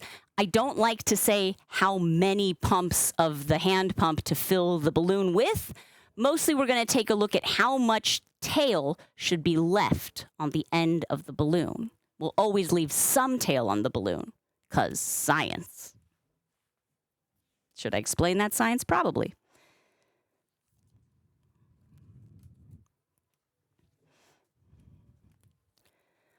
For example, using this single action balloon pump, I'll put the nozzle of the balloon over the nozzle of the pump. Now, you be careful because sometimes what will happen is the pump will be stretched all the way through. You see how you can sort of see the red of the plastic through the balloon? And now the balloon kind of comes off at an angle. That's not going to be good for pushing air into the balloon. It's just going to come right off your pump. So when you put your balloon on the pump, make sure that you give the balloon a little bit of a stretch in the a little bit of a stretch in the direction the pump is pointing to get it nice and clear, that pathway. You'll want to take your 2 fingers, your index and thumb of your non-dominant hand, to pinch that little flange, that little nozzle, right there. Don't pinch too high to the point where you can actually feel the end of your pump, because that will seal off and your air won't be able to get into the balloon, or at least not very easily. So pinch that on the balloon, pull out the back end of the pump, and compress. You have to keep holding this on the tip of the pump while you pull out and compress again and again and again. It can be a little like learning to pat your head and rub your tummy at the same time, while one hand is trying to do this action and the other is just holding very still, pinching the nozzle in place. But with practice, it will become second nature. Now, I'm bad at estimating distances. Let's take a look here. I have a tape measure.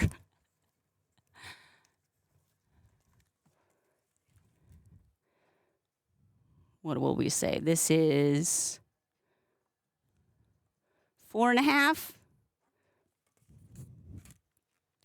So I've left about 4.5 inches, which is to say, hang on, I can convert.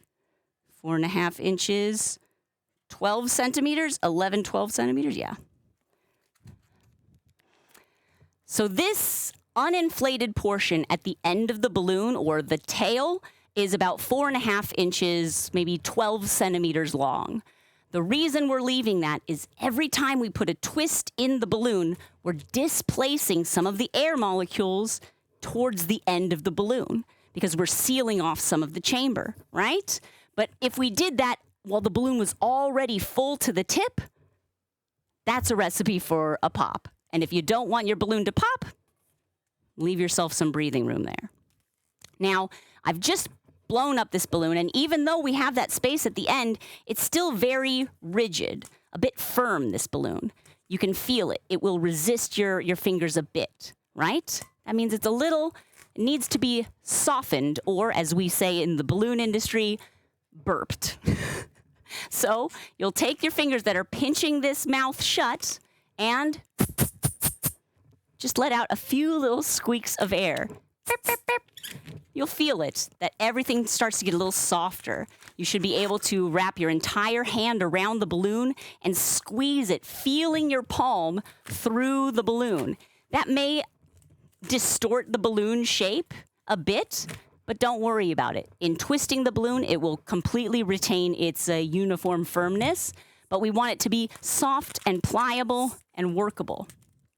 Now, tying the balloon is absolutely the hardest part of learning how to make balloon art. And a lot of people get frustrated at that step and just call it a day, but not you. You got this. I believe in you. First things first. I start by pinching the neck of the balloon with 2 fingers on top, my index and middle, and my thumb on the bottom. Now, some people think that this is just not enough latex to tie the balloon, and it can be pretty tight. If you're a beginner, let me tell you, there's no rule saying how long this has to be. You can pinch the balloon about 1.5 inches down the neck. So you just got a bubble here. Make sure that you're pinching totally so the air can't escape from this chamber out, and then let that air escape. Now you've got a much longer neck of the balloon to do your tying. So again, I've got my 2-finger, 1-finger pinch. I'm going to reach with my dominant hand over the balloon, pull away from me, then back over the 2 fingers towards me, under the balloon, the 2 fingers away from me, under my thumb. And now I can spread apart my 2 fingers and tuck that nozzle through the loop I made. This is one of those things that it's difficult to see on video, but once you feel it, you'll be able to tell.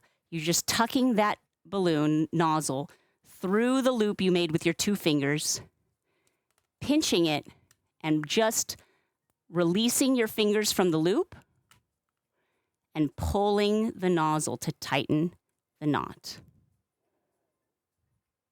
Now, if you did it with a very soft balloon, you may end up with a little bit there where the balloon kind of looks like it's collapsed right before the knot. From the base of the balloon, back down here, give the balloon a squeeze, and it will refill that section of balloon with air. I like to give my balloon a nice stretch and a squeeze to make sure it's nice and soft before we get started. Perfect. This is where we're starting from. Didn't we start like 10 minutes ago? Yes. We're starting again. Many, many starts. All right.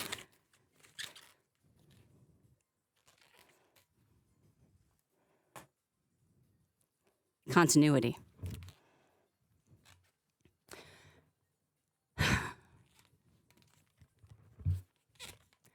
The same reason we leave space at the end of the balloon is why we start twisting from the knot end of the balloon.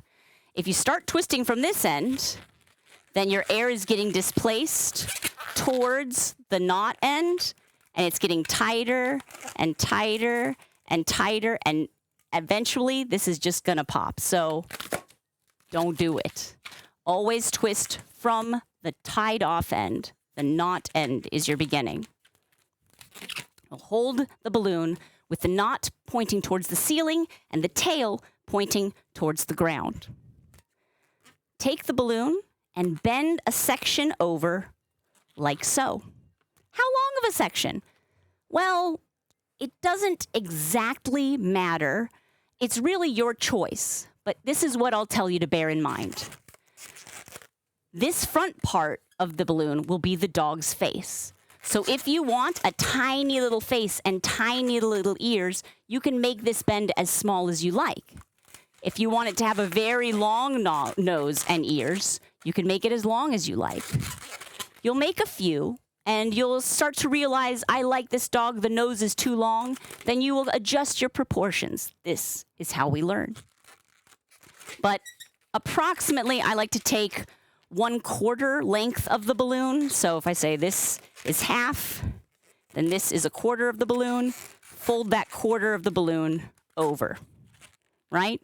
So we started with our nozzle pointing up, folding approximately 1/4 of the balloon down. Take my non-dominant hand and make an OK symbol around the balloon section. Now, remember, this part will be the face. This part will be the ears. Squeeze. It doesn't need to be all the way squoze. Doesn't need to be pinched all the way through. But just the fact that we are narrowing the balloon at this one section creates a slight weakness, a path of least resistance for the balloon to want to form and complete the twist that seals off these chambers.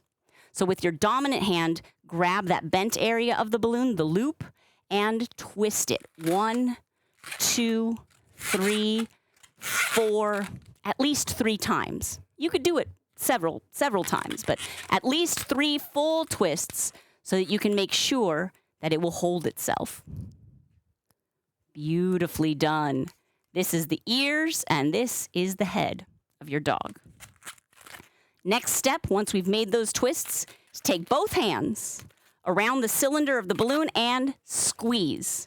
That will make the balloon get a little bit longer, and then stretch the balloon to make it nice and soft again. Every time we twist the balloon, it will start to get a little tight, so we're just going to soften it, make it easier to work with. Now we're basically going to just repeat that first step, but this is now the knot area. So we'll bend that down so that about half of the balloon is folded over. So basically you take 1/3 of the balloon, fold that so that we have half in the loop and the same distance remaining. Now, where you squeeze the balloon, if you squeeze directly in the middle, you'll have this much as the neck and this much as the front legs. I prefer a bit of a shorter neck as compared to the legs, so I tend to squeeze a little closer to the head section of the balloon. Squeeze your okay, grab the loop, and twist. 1, 2, 3, 4, 5. Again, at least 3 times. I tend to always twist the balloon towards myself, rotating in this direction. But you can also twist the other direction, but pick one direction. Because if you twist in one direction and then twist the other direction, it will untwist the balloon. So it doesn't need to be always clockwise or always counterclockwise, just consistent throughout the twist of the balloon. So squeeze together. 1, 2, 3, 4. Good. And that is the face, ears, neck, and front legs of the dog. Now, of course, since we just made a twist, you can even see how the balloon's a little bit bulging here. That's that tightness of the balloon. The air is a little bit tighter in there, but we have plenty of space left over. So 2 hands on the remainder of the balloon and squeeze. Look how long it got. But that right there gives you a lot more pliability in your medium and less likely to pop when it's squishy. So we'll take the remainder of the balloon and just bend that in half. So we've got one full section here. This loop is the full remainder of the balloon. Now, you want to make sure that the front legs are the same-ish size as your back legs. So where do you position your hands? If you position them here, there will be some teeny tiny little back legs when you have some pretty long front legs. So choose the positioning. I'll go right there because that looks approximately the same to me. Squeeze the balloon, slightly compress. Dominant hand on the loop. Twist. 1, 2, 3, and there we have it. Now you might say, Shana, this doesn't look like a dog. You're right. It doesn't look like a dog. The last step is always orientation. So we've got the head looking forward. Head looking forward, legs down, tail up in the back. And that is your final balloon dog. Great job, by the way. Very impressed. Yay, one balloon dog. All right. I don't know how I feel 100% about these. Is there something that I feel like I want to do better? Is there something I feel like I said not clearly? I'm going to turn up your volume, Mr. Sharp. Hey, pals. Any thoughts? Well, Hydrate. so while you were doing that, I was actually mostly just making some clips. What? Yeah. Making clips. They're pretty funny though. I was like, it's pretty funny. I should make a clip out of that. And then while I was doing it, you did another one. I was like, well, all right, I'll make a clip of that too. Oh, cool. So while I was pouring my heart and soul into arts education, Yes. Mr. Sharp was pouring his heart and soul into making a blooper reel. I was pouring my heart and soul into spreading the word about your talent at arts and education. She's so good at it. That's what I said. That was the caption that I Yeah, put. he's now do the 4-second version. I so should. good You're at right. it. I will do the fast version because Do you want to see him? sure. I mean, honestly, the way I'm teaching it, this is the 3-twist dog. So you'll notice there's no twist between the ears or between the feet. This is a loop dog.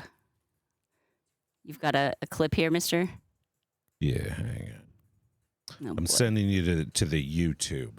which I know is like, you already posted it to YouTube? Yeah, man. Oh, my gosh. Come on. Okay, mister. Okay. Overachieving Mr. Sharp. Wow, I've gone from like being razzed to overachieving very fast. Well, now I'm razzing you for being overachieving. Nerd. And this is marriage. Yeah. Yes. Basically. I'm trying. Chat's loading. I know. It It's on takes my a minute. It takes a phone. minute. You always find it interesting we teach the loop dog instead of the other version. Yeah, Amy, it's easier for kids. And I find that really what you want to do is show them that they can make a thing that they recognize with just 3 twists. There absolutely are complications and more elaborate versions. Let me see how long it takes me to do the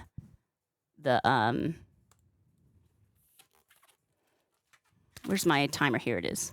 Here, mister. While you're waiting for that, Yeah, Why don't you- There's one. take this and you start and stop, and I'm going to make just the loop twist dog, okay? Okay. Tell me when to go. Ready? 3. Oh, on marks. Get set. Go. Shoot. Done. 5. It'd be better if this had probably tenths of a second. It doesn't? Oh, it doesn't have tenths of a second. You know what? That was not very fast, I gotta say. I'm not this is not the way I usually make a balloon dog. I'm teaching the way I don't do it. You know. Do you want to teach the alternate also? Sure. I mean, like the full on twisting between. You can do that. So I mean, if you teach the way that you usually do it, and then teach the way that's maybe easiest to learn. Or The way what was the first? the way that I did it was the way that's easiest to learn. Because I think that is, again, the most important thing is to get people so they're not like frustrated. You don't want someone to be like, well, I can't do this.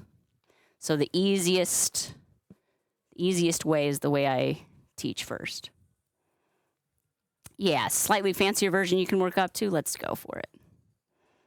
Let's go. Are you sending something or are you? So there. Oh, is you one did. in there. Okay, hang on. I'll see if I can. And then I'll send the other one after that, so as not to confuse the issue. Let me see if I can share this to the screen. Window capture. This is an instructional one. This is good for teaching. If you have a class and you want to really distill for people, some good knowledge. Well, it's already got 1 thumbs up, so it's got to be excellent content. Darn right. Right there. Okay, let's see. It's loud. Okay, here we go. Let's see what Mr. Sharp captured for us.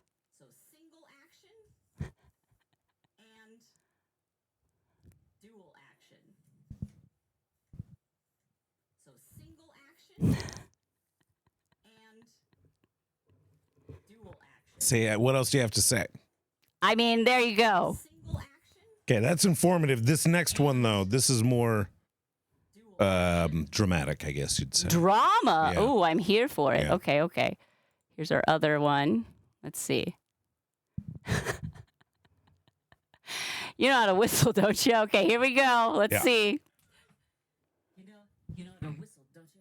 You put your lips together and you scream. Wait, no, that's not how you whistle. Shoot. You know how to whistle, don't you? You put your lips together and you scream. Wait, no, that's not how you whistle. Shoot. Shoot. I do like the shoot. I think don't the know shoot why the is maybe shoot my makes it favorite for me. part. Shoot. Dang it. Because she gets this. It's not quite right. Like I could do it. I think there's something missing. Hang on. I got that wrong. Okay, well, there. Those are shorts, YouTube shorts again. YouTube.com/SharpBalloons. Educational content. You know how to whistle, don't you? Shoot. Rats. Oh my gosh. Okay.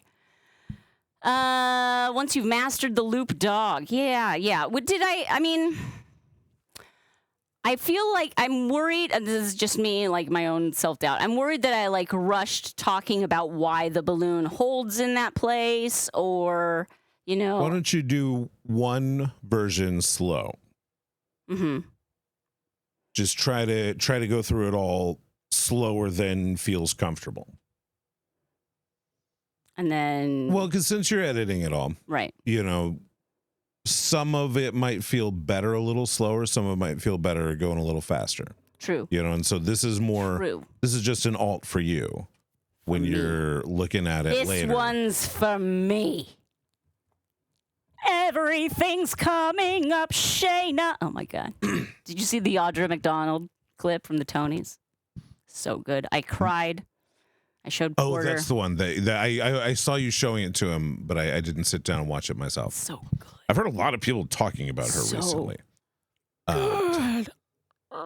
Anyway, but enough about that. Okay. Let's see. I was on a show doing stand up one time with a comic named The Greg Wilson. Greg Wilson? No. The Greg Wilson. And he. My father was named The, and my grandfather was named The. I'm actually The Greg Wilson III. That would be very funny if he was. But I got off stage and like I'd kind of sped through my set a little bit. And he was like, when you're on stage, always tell yourself, slow down. And if it feels like you're going too slow, go slower. I know. And I have summarily ignored that advice entirely, but I don't mind passing it on. Now, I think who was the comedian who gave you the note? Less words. I have no idea what his name was. But it's a good note. I did a set really early on when I was in Illinois one time, and this long, like you're trying to cram so many words in when you're starting. You're so earlier. enamored of your own vocabulary and your own voice. Of course you are. That's why you're a comedian, right? And you also like don't know where the hard punchlines are exactly, so you got a bunch of good stuff, but you're never like really just like hitting the line. And I was opening for this dude who was at a, just like a local bar that was brought in like road comics. So he was a guy that like came in from like Louisville or Champaign, Illinois or something. I get off stage and he's literally like laying on the couch, just like fully sprawled up, out, feet up. There's like another middle between this guy and I. He's like ankles out. Unabashed. Less words. I mean, like, talk about advice that follows itself. Exactly. You are doing what you are saying. Yeah, that's not like a do as I say, not as I do kind of. That's like a. That's I mean, I don't remember his name. I don't remember his set particularly. Funny. He did fine. Look, he's not wrong. But yeah, not that wrong. Really stuck with me. Ha! Green Bam. Anyway, yeah, that's a good note I'd like to give to Joe Rogan. To Joe Rogan. Less words. Some in particular. Words. Some in particular. Less words. I'll show you which words to just, go through and redact. Anyhow, so would you like to do a slow? I'd like to, you know what? Let me do the twisted legs and ears one. I'll do that in a different color, maybe. Cause like While you're picking that out, so we brought our son to camp this morning. We were there with like one of the other families, a friend of ours, and our son is like, they're talking about the school is actually right across from a guy who teaches music. Yeah. A guy teaches music out of his house, and so a lot of the students like do music there. It's really cute, actually. I think that's like a great setup. Our friend is his kid's doing drums, and I was like, oh, would you to my son, I was like, would you like to go over there and do some lessons? He's like, yeah. So the other dad is like, oh, what instrument did you want to play? He's like, jacked up piano.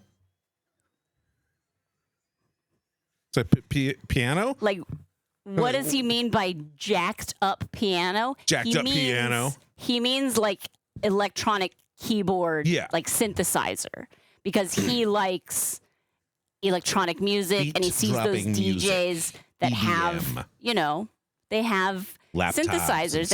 And the thing is, you do need a general like understanding of like how pianos work and which chords go well and which ones can for sure. But like jacked up piano. So what confident. Do you play? Jacked up piano. This is the name of that instrument. I'm very confident in that. Oh, you don't know that? Well, that's pretty dumb for you because you're an adult. Awkward. I'm sorry. Yes. Are you not familiar with Martin Garrix? How sad for you. Do you not know the walk of the bass jackals? Oh, boy. What can I say? We're educating him as to the classics. Okay. So, I'm going to turn your mic down again, mister. And we're going to do a split twist dog. Yes, Green Bambi is just a big fan of John Cage. Yes, that's it. He likes that jacked up piano sound. Yeah, jacked up piano. So... It's so funny. Like I literally have only thought about doing it a quarter of the balloon and then a third of the balloon and then a half of the balloon like this, doing this. Where I'm like, oh yeah, that is about the proportions that I twisted at. That's too long. See, even professionals make mistakes.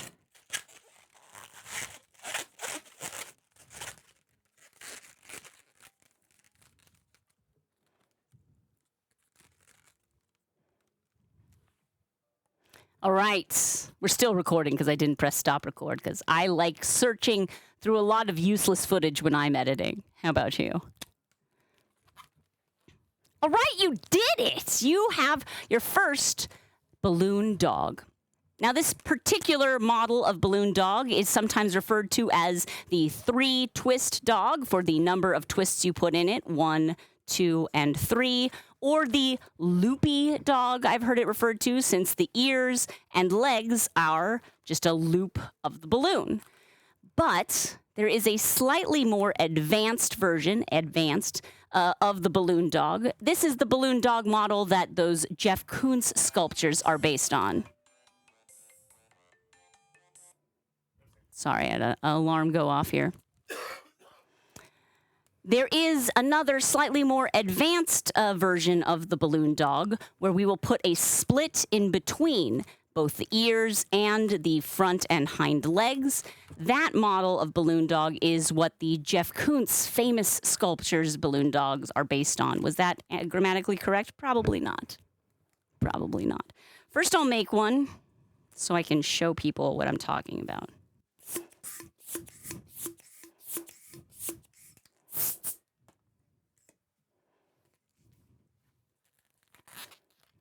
See here.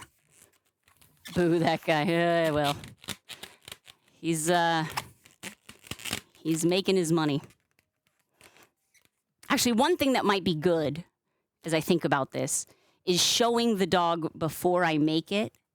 Because here's one thing that I've learned as a teacher. It's often when you're teaching a hands-on thing, you'll show the balloon and they'll immediately want to start doing what you're doing without listening to what it is you're talking about. And sometimes if you're doing it and explaining why, they'll have done it and not heard the reason why, and therefore they do it slightly wrong. So that is maybe a good note. I'll do a reshoot with that. But first, I'm going to make the full dog. And this will help me also remember how I want to say I'm doing this. So.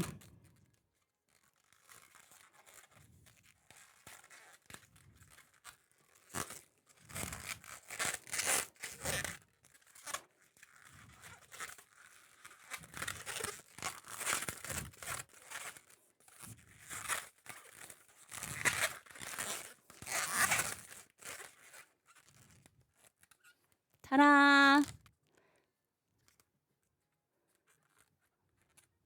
Adorable. Okay.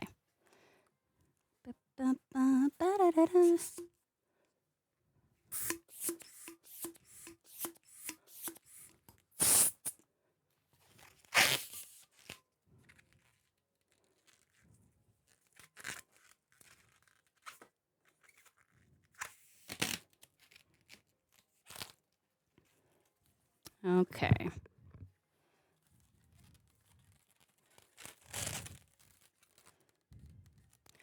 Well, congratulations! You just made your first balloon dog. Now, this model of balloon dog is sometimes called the 3-twist dog, since you make it with just 1, 2, 3 twists. I've also heard it called the loopy dog, since the ears and the legs are not 2 separate legs or 2 separate ears, but rather made by 1 loop of the balloon. There is a slightly more advanced version of the balloon dog that's more aligned with, like, the iconic image of the balloon dog that the Jeff Koons sculptures are based on. So I will show you this model here. As you can see, the difference is that there's a split twist between the 2 ears and between the legs. I find that this way actually allows you more control in selecting the proportions for the parts of your dog, rather than sort of hoping and praying that the loop is the same. Why am I talking about that? We don't need to talk about that. While there is some more twisting with this model, I find it gives you more control over the proportions of your dog, and it goes together pretty fast, even though there's more twisting. You ready? Let's dive in. Step 1, tie your second balloon. Give it that squeeze and stretch. Make it nice and soft and pliable. Rather than making the full okay squeeze around 2 sections of the balloon, which can sometimes be pretty bulky, especially if you have small hands, we're just going to pinch the balloon where we want the face to be. So if I want the face bubble to be super long because I'm making a dog with an extremely long nose, or an aardvark, or an elephant, we might pinch this section really long. If I want just a little head, we might pinch it up near the beginning. But for a standard balloon dog, about a 3-inch bubble, perfect. Gonna pinch slightly, doesn't even need to be all the way through, but this makes the path of least resistance so that when you twist, and you'll twist the remaining part of the balloon, with your dominant hand, grab the cylinder of the what should I call this? This is the head. This is the remainder of the balloon. So pinch gently with your non-dominant hand where you want the head chamber to end. Grab with your hand the remaining chamber of the balloon and twist. As you can see, just that little bit of a suggestion that this is where the twist should be is enough for the balloon, and it will twist right there. Now, here's the important part. If you let go of the balloon at this point, it will untwist. The balloon is not going to hold itself in that position until there is resistance, something holding it in place. There need to be 4 bubbles in a juncture for a balloon to fully resist. Let me show you what I mean. So we'll squeeze in the middle there, twist the balloon around, and then hold that balloon. As long as you're holding this bubble, you can make a chain of as many bubbles as you like. You don't have to do this at home. This is more for demonstration purposes. But they will not untwist so long as you're holding that first bubble. But as soon as you let go of that first bubble, the whole thing comes undone. So it is a matter of controlling that first bubble. Sometimes I'll hold it with just my pinky and ring finger in my hand, which allows these two fingers and thumb to be available for any future twisting. We make one bubble that's about 3 inches long, and then I will make another bubble that's about the same length, 3 inches long. You can either pinch with your hand here, your non-dominant hand, or if that gets a little difficult to kind of do while you're holding this, you can just pinch with your dominant hand and start the twist that way. Still can't let go. We're going to bend the remainder of the balloon down, paralleling here, and then squeeze again just a little bit, just a littlest bit of pressure from your thumb, and then twist these two ears together as though they were one bubble. And now we can let go because we have 1, 2, 3, 4 bubbles at this juncture, which means there's no exit. It can't untwist without wrapping itself around one of these bubbles, and this is a relatively stable place to leave your dog head. That sounds really weird out of context. All right, now, since we just made a twist, 2 hands on the remainder of the balloon, squeeze, nice and soft. Now, I'm going to pinch down to where I want the neck to end, twist the balloon, twisting the remainder of the balloon. I'm going to hold this in position and twist a leg section of the balloon. I want my leg to be longer than my neck. Bend this back up. Again, I'm never letting go of this neck bubble because the neck bubble has now become bubble number 1. And as I bring that leg back up to the neck to where they're the same length, just a little bit of a pinch to suggest to the balloon that, yes, indeed, this is where we should twist. And there you have it. 2 front legs, a neck, and a head. And all we have to do is squeeze the balloon nice and soft, bend the remainder of the balloon. No, I was about to do the loop balloon. Oh my gosh, it's so hard to break this habit. Pinch with my non-dominant hand the length of the body. Pinch that right there. Roll that through. This is bubble number 1. Don't let go of that body bubble. Down to where the length of that hind leg should be. Twist, twist. Bring that back up to my body bubble. Gently squish there and twist the legs around each other. And there we go. This is the one balloon dog fully twisted between the ears and the legs. So you can see the difference. Slight difference, but both look about equally like a dog, which is to say they don't really look like a dog. It's more like the idea of a dog, like a cave painting or a stick figure, something that conveys an idea without actually visually representing it that close. But that's what balloons are, like a gestural type of art, a very naive art form, which is why it's accessible to children and grown-ups and pretty much universally loved, at least in my experience. Why do I got to get all, like, philosophical on it? I don't know. Less words. Okay. Should I redo that many twist dog? I don't have a name for that one. It's the 3 twist dog or the loopy dog, but the other one's just the classic, I guess, the classic balloon dog.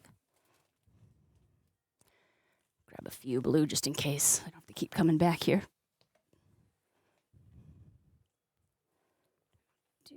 do, do, do, do, do, do. All right.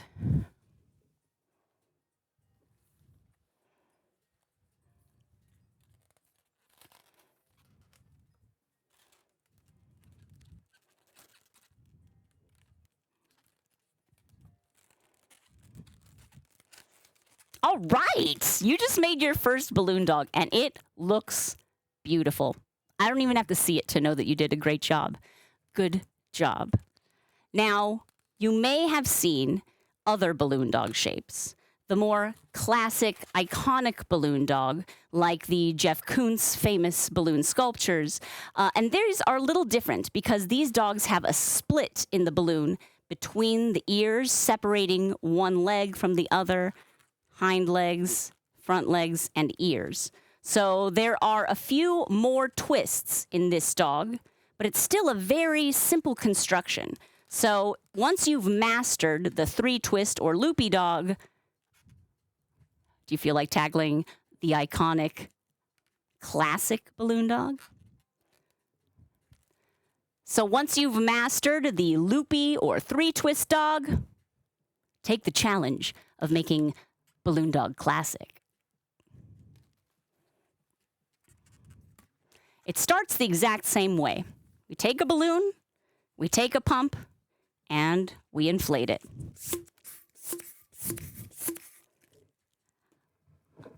I'm going to leave a bit longer of a tail on this balloon because, again, we're putting more twists in the dog, so we're displacing more air in the balloon. Makes sense, right?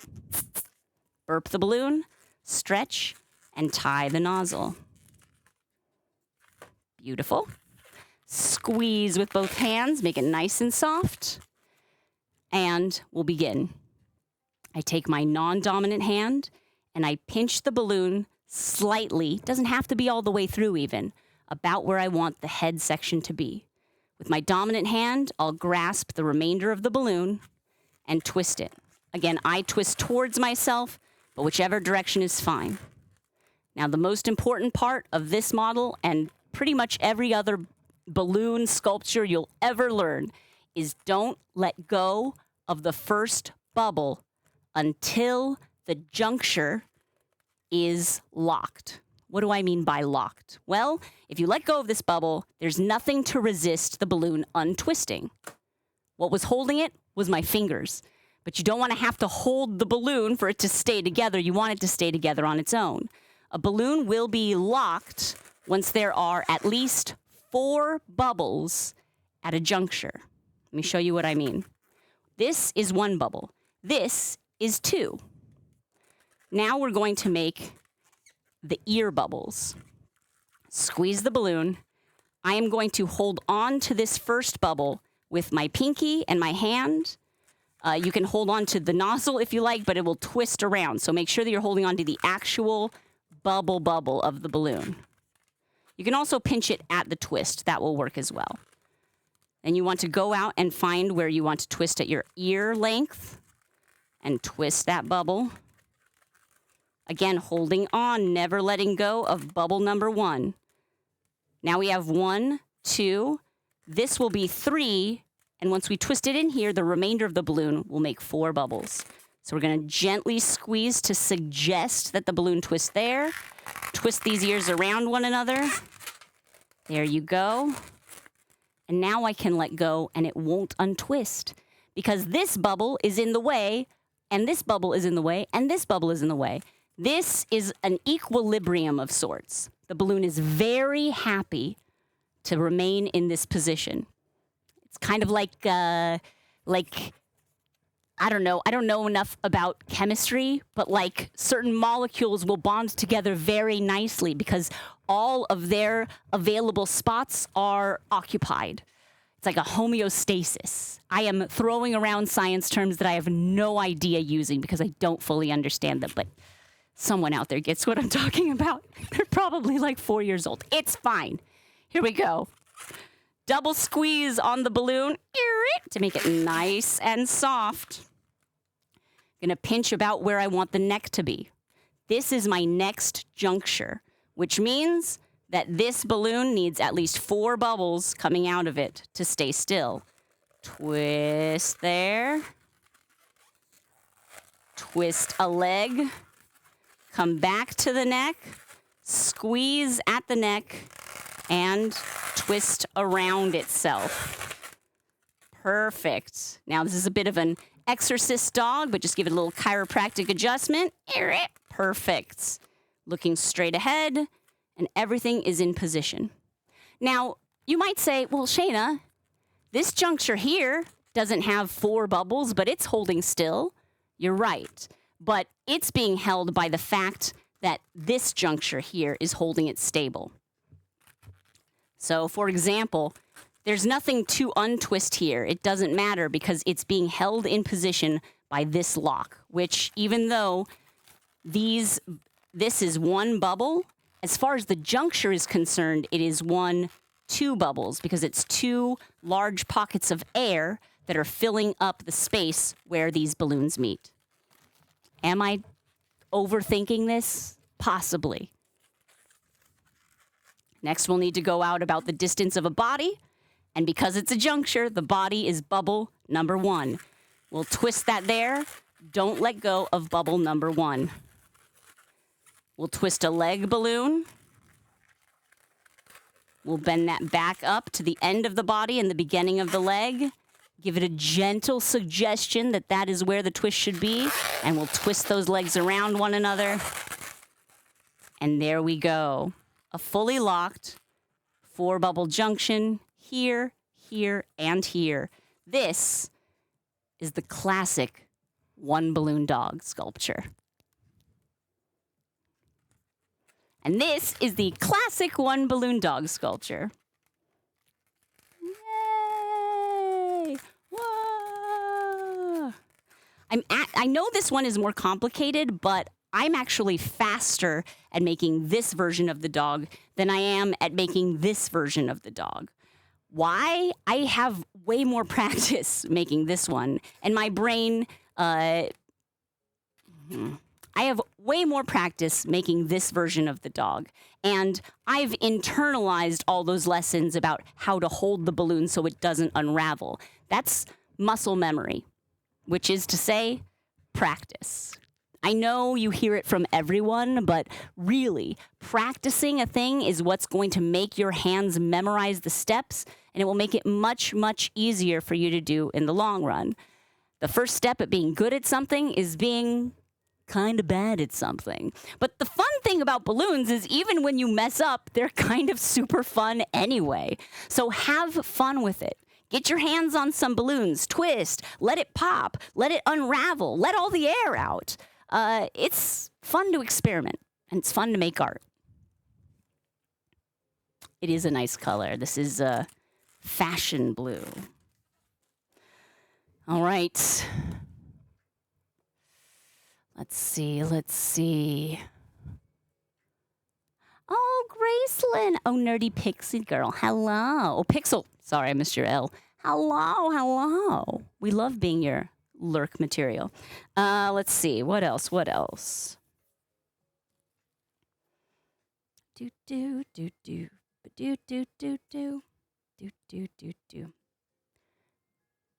I'm just going to do each one as fast as I can just to time it. I'll time it in the editing process.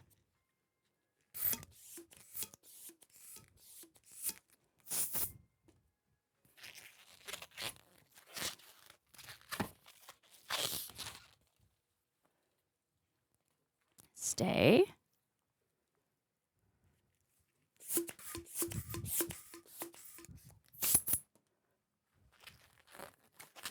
Okay.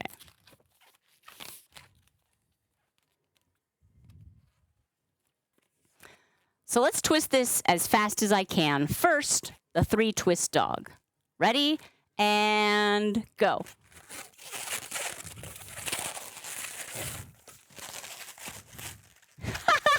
Well, his little tail is extremely long. This is what happens when you rush things. He's kind of cute. It's like a long-tailed chihuahua. Now I'm going to make the classic balloon dog as fast as I can. Not sped up. Let's go. 3, 2, 1.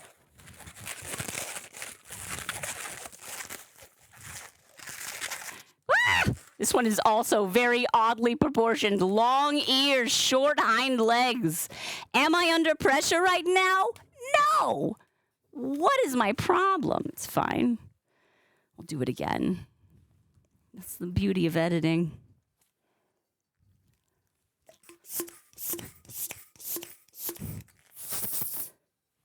Tie that. And this one. By the way, take this as a note. If you're ever watching any creator and they're like, here's a tutorial, and they make it seem super duper easy and they get it perfect, just know that they might have edited out all of their mistakes. So, just saying. Don't feel bad about yourself or judge yourself next to like someone who's a professional. Boo. It's no fun for anyone. All right. I'm going to try and make that loop twist dog as fast as I possibly can. Let's go. 3, 2, 1.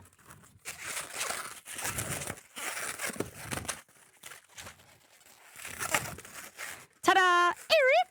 Perfect. Look at that. A gorgeous loop dog. Now I'm going to try and make the balloon dog classic as fast as I can. All right, 3, 2, 1, go!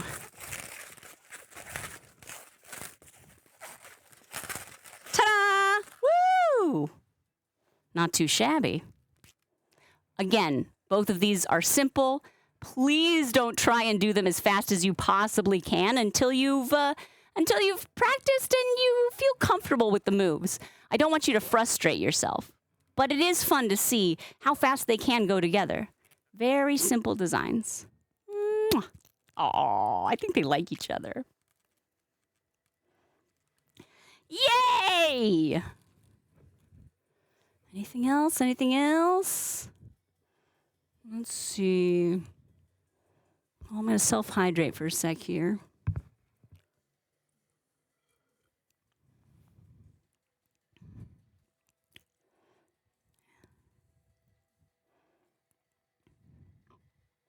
Did I explain like the balloon?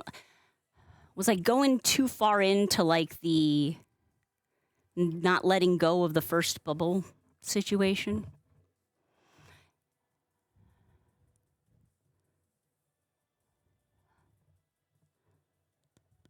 Maybe. Or maybe I didn't explain it enough.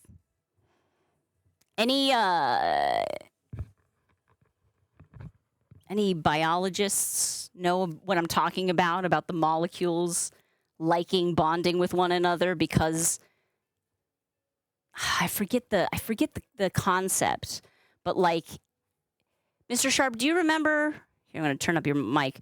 Do you remember the concept in chemistry where certain molecules bond together very nicely because is it like covalent, ionic bond? I forget which.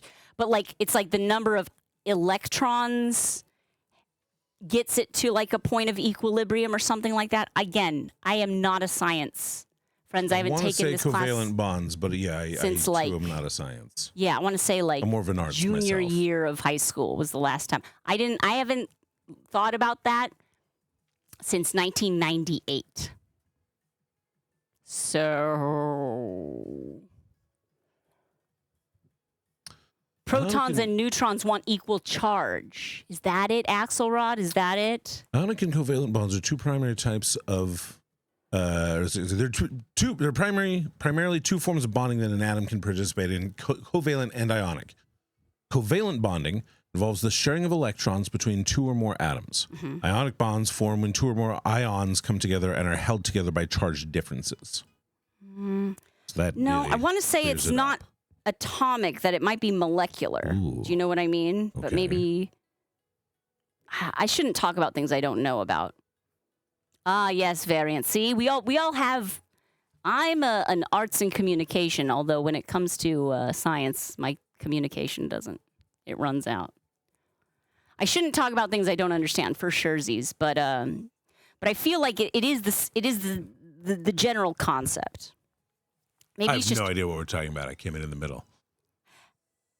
look up the concept of homeostasis, Homeostasis. because that's another thing where everything wants to reach a point of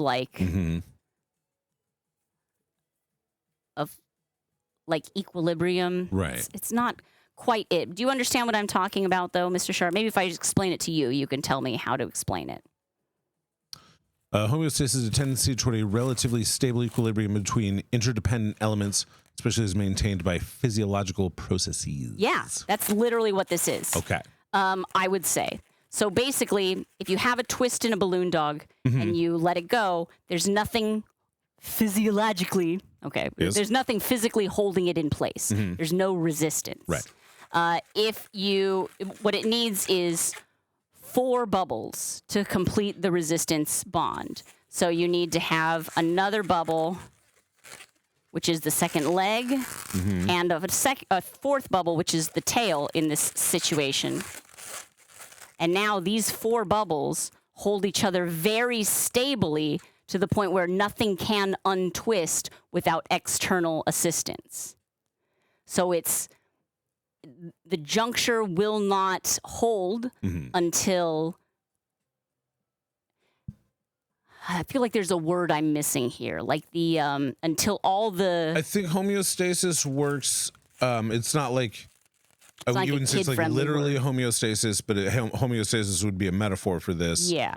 But I think It's not there literally. probably is a word that is like, all 4 forces pulling together, making a... One thing I can do to explain this well... maybe it is homeostasis. Because homeostasis is a tendency toward a relatively stable equilibrium between interdependent elements. These are independent. And so, physiological, which would be, physics of biology, but But... the only part of this definition that doesn't fit is the illogical part. Yeah, physical, just not physiological. Yeah, but even still, these are relatively stable. It's a relatively stable equilibrium between interdependent elements. And if you have 3, then you're saying you don't have enough equilibrium. They're not pulling enough in their own ways to balance the others. But if you have 4, then it does. Trying to think, because if I do...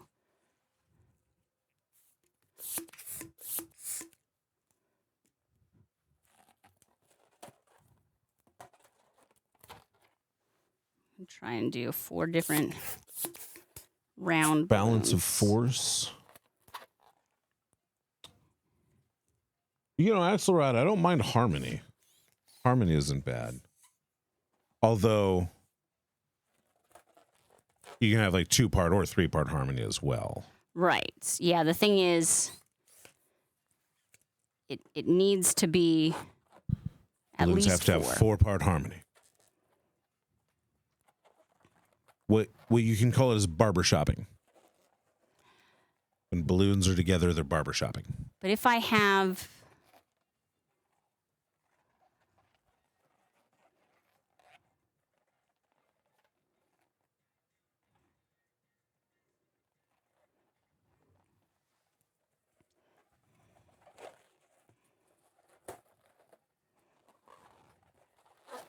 If I have 3 here, it doesn't really, because it's like, oh, well, how are these not stable? They are stable. It's just having 4 in there really gets it to the point where, I don't know why. Yeah, it doesn't really demonstrate as well with round balloons. I thought I'm like, oh, that'll work, but it doesn't. Because you can tie 2 round balloons together and they'll stay. The reason, but because you know what? Actually, if you have a knot, then the points of connection are. I've got it's a not way to do homeostasis. this. Then it's a. I guess dynamic tension is maybe the word. Dynamic tension. Yeah, look that up. Find out how I Dynamic. dynamic tension. Tension.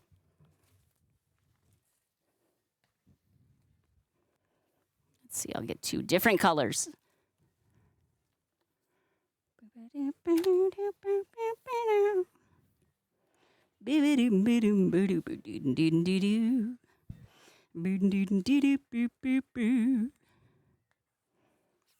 Oh, What's up? no. Dynamic tension is a self-resistance exercise method which pits muscle against muscle. Yeah. The practitioner tenses the muscles of a given body part and then moves the body part against the tension as if a heavy weight were being lifted. Dynamic tension exercises are not merely isometrics, since they call for movement. Dynamic tension is the name Charles Atlas gave to a system Good old of Chuck. Okay, so physical probably exercises don't want to talk about that he dynamic popularized tension. in the 1920s. I was once a dweeb who got sand kicked in my face, but now I make balloon animals, so... It does make the dynamic tension line in Rocky Horror make more sense. Definitely a Because Charles they're making Atlas like reference. a joke. It's like a pop culture joke. Yeah, and it rhymes, as we all know. Shun ends rhyme with a lot of things. True. Okay, here we go. I think this will explain it, and you tell me if this explains it. I'm going to turn down Okay, your don't- mic. I'm not going to look at you. Okay. How do I want to get into this? Basically, this will be my practice run through. But when you put a single twist in a balloon, there's nothing holding it except my hands. And when I remove my hands from either of the bubbles, either the front or the back bubble, it comes untwisted. I need both anchors in order to hold that in place. However, how does any balloon stay together then without us holding it in place constantly? I'll show you. If I take a second balloon with a twist in it and put these 2 balloons together, now they are held in place. I haven't even twisted them. I've really just notched the 2 of them so that their bubbles go around one another, but that positioning holds the balloon in place, or at least this juncture. And that's 4 bubbles. Now, could you do it with 3? Every balloon will have an ingress and an egress, a start and an end. So every balloon will have 2 points on it, 2 bubbles. So 4 bubbles is the lowest amount that will hold this juncture in a sort of homeostasis, where balance has been achieved and it's comfortable holding position. You don't want to have to add a second balloon every single time. So when you make a balloon dog, you are making the 4 bubbles out of 1 balloon and twisting the 4 bubbles all together at 1 juncture. And now that juncture is stable.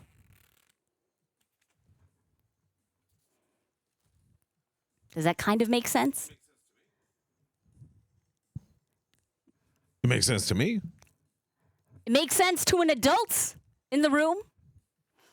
I think it's good to kind of show that, you know, that just pushing the 2 of them together, now they can't untwist, Right. basically. Maybe I can explain that.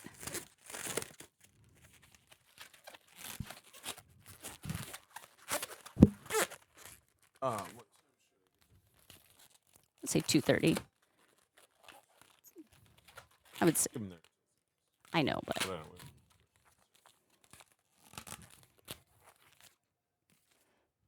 okay. Maybe I'll use those while I'm explaining the Now she was Balloon dog making class. DNA. That's right. I'm like that little cartoon character from Jurassic Park that's explaining the whole how we made dinosaurs.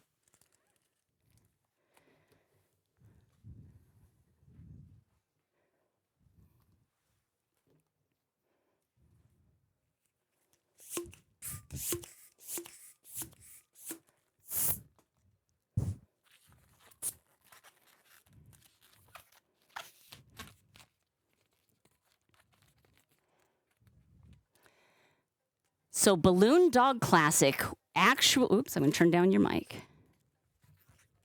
Not that I could hear you, I just remembered. The classic balloon dog, it will introduce one interesting concept of balloon art, and this is true through most sculptures that you will learn. If you put a twist in a balloon and you let go of either this bubble or this part of the balloon will untwist. If you think about it, there's nothing stopping it from untwisting short of my hands holding both ends of the twist. But if either of those ends is released, so is the twist. How do we keep it together then? Do we just hold our balloons together the whole time we're handing them out? Impossible. But if we create 4 bubbles at this one juncture, that is enough stability to hold the balloon in place with the friction of the rubber balloons against one another. Let me see if I can demonstrate this with 2 different balloons. So, with one balloon here, if I put a twist, of course, if I let go, it comes undone. But let me hold it between these 2 fingers here and grab another balloon and put a twist in that balloon. Now, neither of these balloons are stable on their own, but if I just put the 2 together, there it is. This balloon can't untwist because the green balloon is preventing it from spinning. And the same thing for the green balloon. The pink balloon is preventing it from untwisting. I didn't even twist them around one another. If you look very carefully, I'm just taking these 2 junctures and pushing them on top of one another. But even without a twist, just the fact that there is a bubble of latex offering resistance is enough to keep this a stable sort of homeostasis of a balloon juncture. So we can do that with a single balloon by making the 4 bubbles on our own. Let me show you. If we pinch that first place and make a bubble, this is bubble number 1 of this juncture. You have to hold on to bubble number 1 until we've reached that perfect equilibrium. We have to hold on to bubble number 1 until all 4 bubbles are in the juncture. So I'm going to make bubble number 2. And I can make bubble number 3. And this, the rest of the balloon, is bubble number 4. If I take 1, 2, 3, and 4 and put them together and twist them around, that's locked. Now, when I say locked, I don't mean permanently locked. I didn't even twist that. So it's actually very easy for someone to be playing with the balloon dog and knock it out of position. So that is why, rather than just placing the balloons together, we recommend twisting a few times to really make sure that it's difficult for the juncture to become untwisted.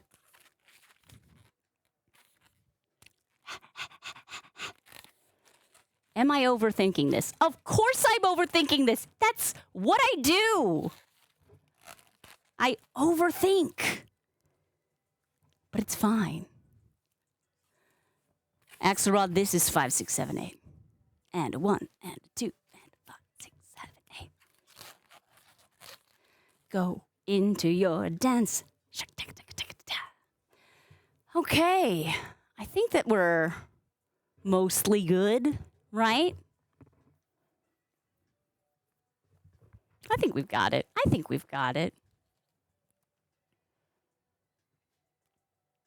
It's so funny when filming, I'm always like, I don't know. And then when I go back and edit, I'm like, no, I've got everything. Because there's certainly stuff I want to cut out. And there certainly will be things where I'm like, I said that wrong. I wish I could say it again. And I don't have a script, which would be too easy. But we did it fast. We did the loop twist dog. We did the classic dog. We demonstrated the principle of 4 bubbles, a 4-bubble juncture. Stable. A 2-bubble juncture, not so stable. Yeah, Mr. Sharp has given me snacks. Seaweed snack, kimchi flavor. Yum, yum. I feel pretty good about this, Mr. Sharp. I might want to redo like an intro and an outro, but that'll probably be better once I see what it is that I've got. Yeah, I mean, the nice thing about this is that, you know, if you're doing a bigger sculpture and you're in the middle of the editing process and you're like, oh, shoot, there's something in the middle I'd like to throw in, that's hard if it's a huge, complicated thing. But something like this. Simple one like this. Just put on the jumpsuit, make sure you got the right bandana, right shirt. Hopefully the hair isn't grown too much. Oh, Ooh. woo. This kimchi is nice and spicy. Hey, Mog. All right, friends, I'm going to come back into chat here. Hello. Hello. Oh, another hot. Thank you. K-pop's like, you just say something spicy. You probably need. Oh, let me see. Unpin this message.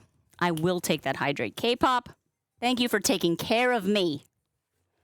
I'm a K-pop fan mom fan. How would a horse wear pants? Angrily.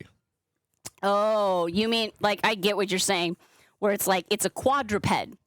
So are there pants on all legs, or is it a hind leg situation? What are pants? How do you define pants? Yeah, and I have an answer, but I don't think it's worth going into here. All right. Well, then, you'll never know. I guess the answer is a horse wouldn't wear pants. Correct. That's very,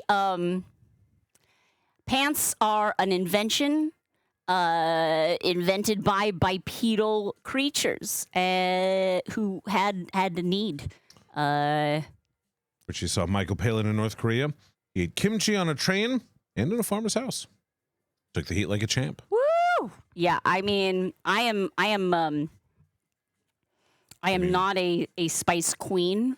I enjoy a little bit, but there's been some kimchi in my life where I've been like, whoa, like a little tiny bit on like a big thing of plain rice, and I'm like, that's okay. But just like eating a big old mouthful of that like buried in the backyard type of kimchi. But also generally you just like have it on the side, right? Where there's a little bit. Usually you don't just. You know, Well, I so you mean- get like a bite of something else and a bite of kimchi. And it is spicy, but you like had it blends together. And then it also helps you digest because it's probiotic. Park saying big pants don't want you to know about shorts. Short pants. I'm sorry, it's big boy pants. Don't want you to know about shorts. Oh, yeah. Big boy pants. Usually a side dish. Exactly. All those little dishes and whatnot that they bring out. Bipedals invented pants to cover the butts. So that's what horses would wear it for, too. I mean, I think horses are just kind of fine with the butts. Because here's the situation. What we also have is opposable thumbs and an easy way of removing said pants when certain functions need to occur. If I were a horse, I would really be upset if I had to fumble with some kind of a fly or belt situation with my hooves before I could complete some biological processes. And you'd have to do a diaper. You'd have to do a Horse diaper. diaper. You just have to do a horse diaper. Yep. And it does not make sense for a horse diaper to go on the chest of the horse between the front legs. Right. Yeah. So is that an answer? No. I mean- We just took it way too seriously is the question. Ah, horses wear chaps. No, Mom. I'm sorry. Chaps ride horses. Ah, yes. Oh, well done, horse riding chap. I believe those chaps are called jockeys. Although, yeah, no, I guess horses wear chaps, and those chaps are called jockeys.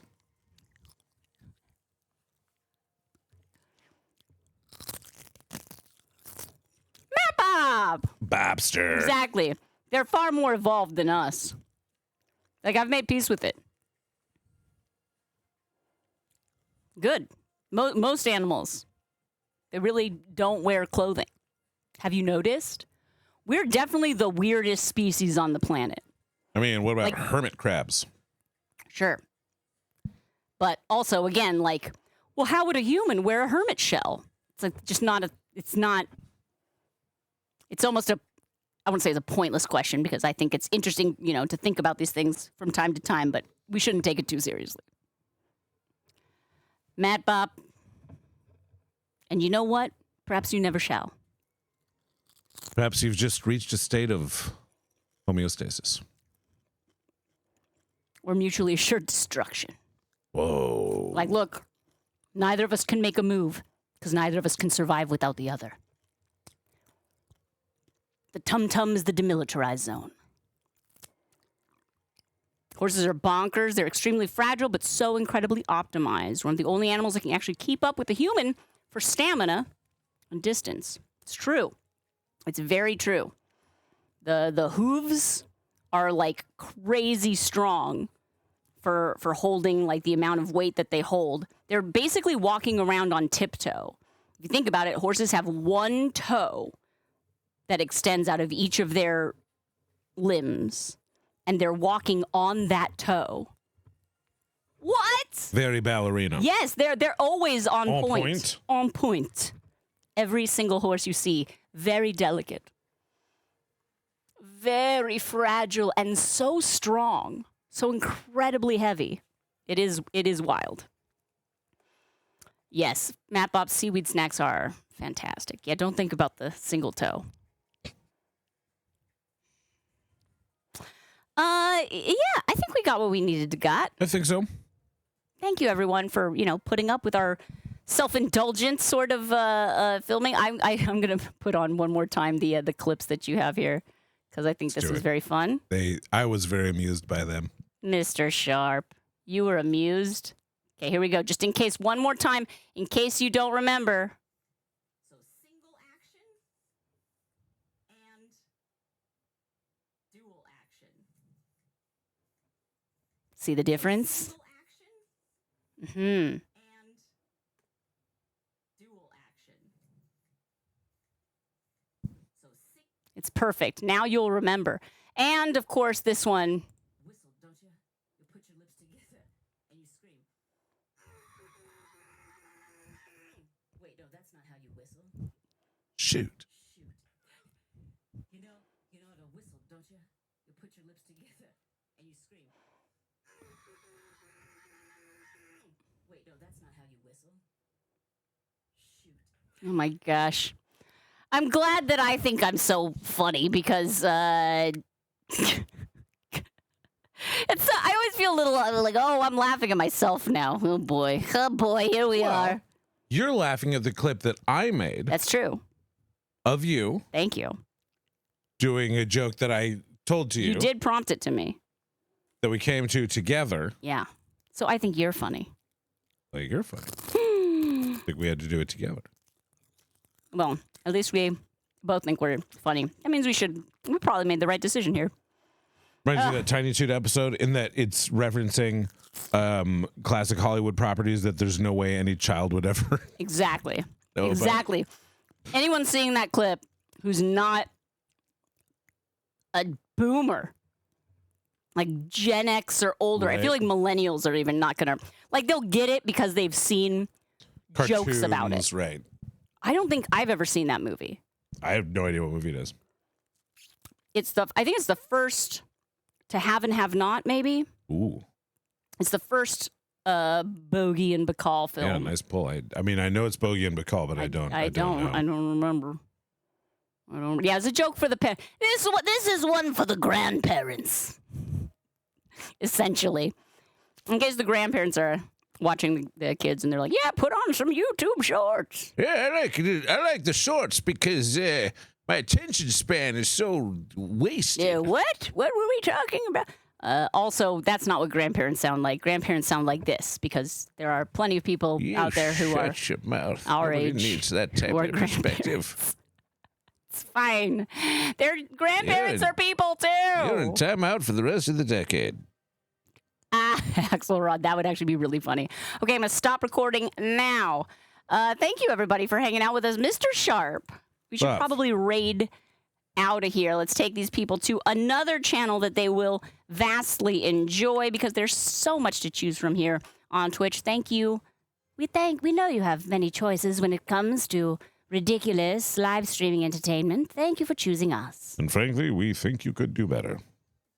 SharpBalloons. Yeah. Look around a little. Yeah. SharpBalloons. Really?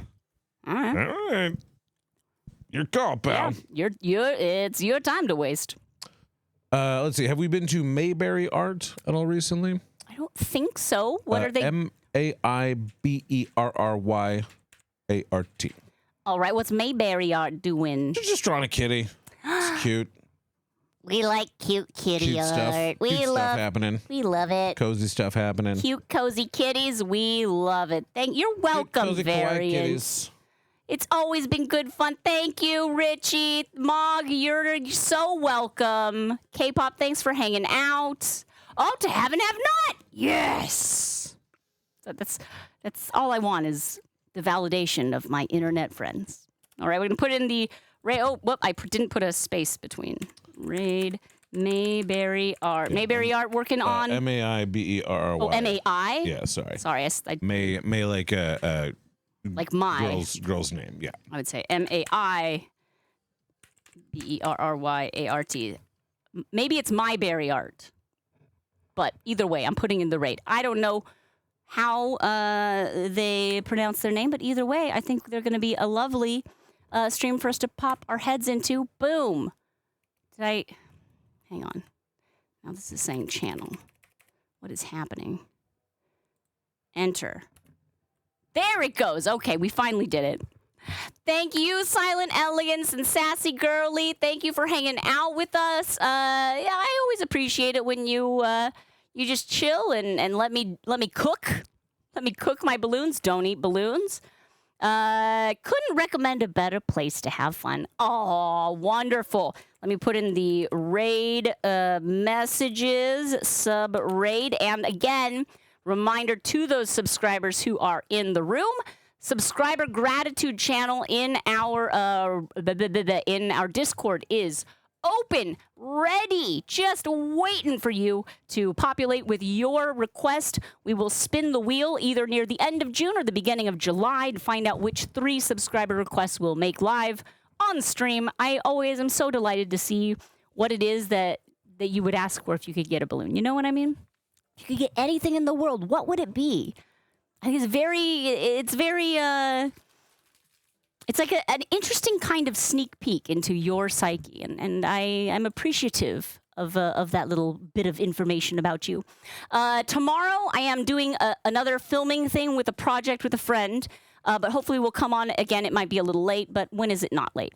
Thank you so much, everybody. Let's copy one of those messages, either the balloons or the SharpBalloons emotes, and let's say hi to Mayberry Art. Thank you so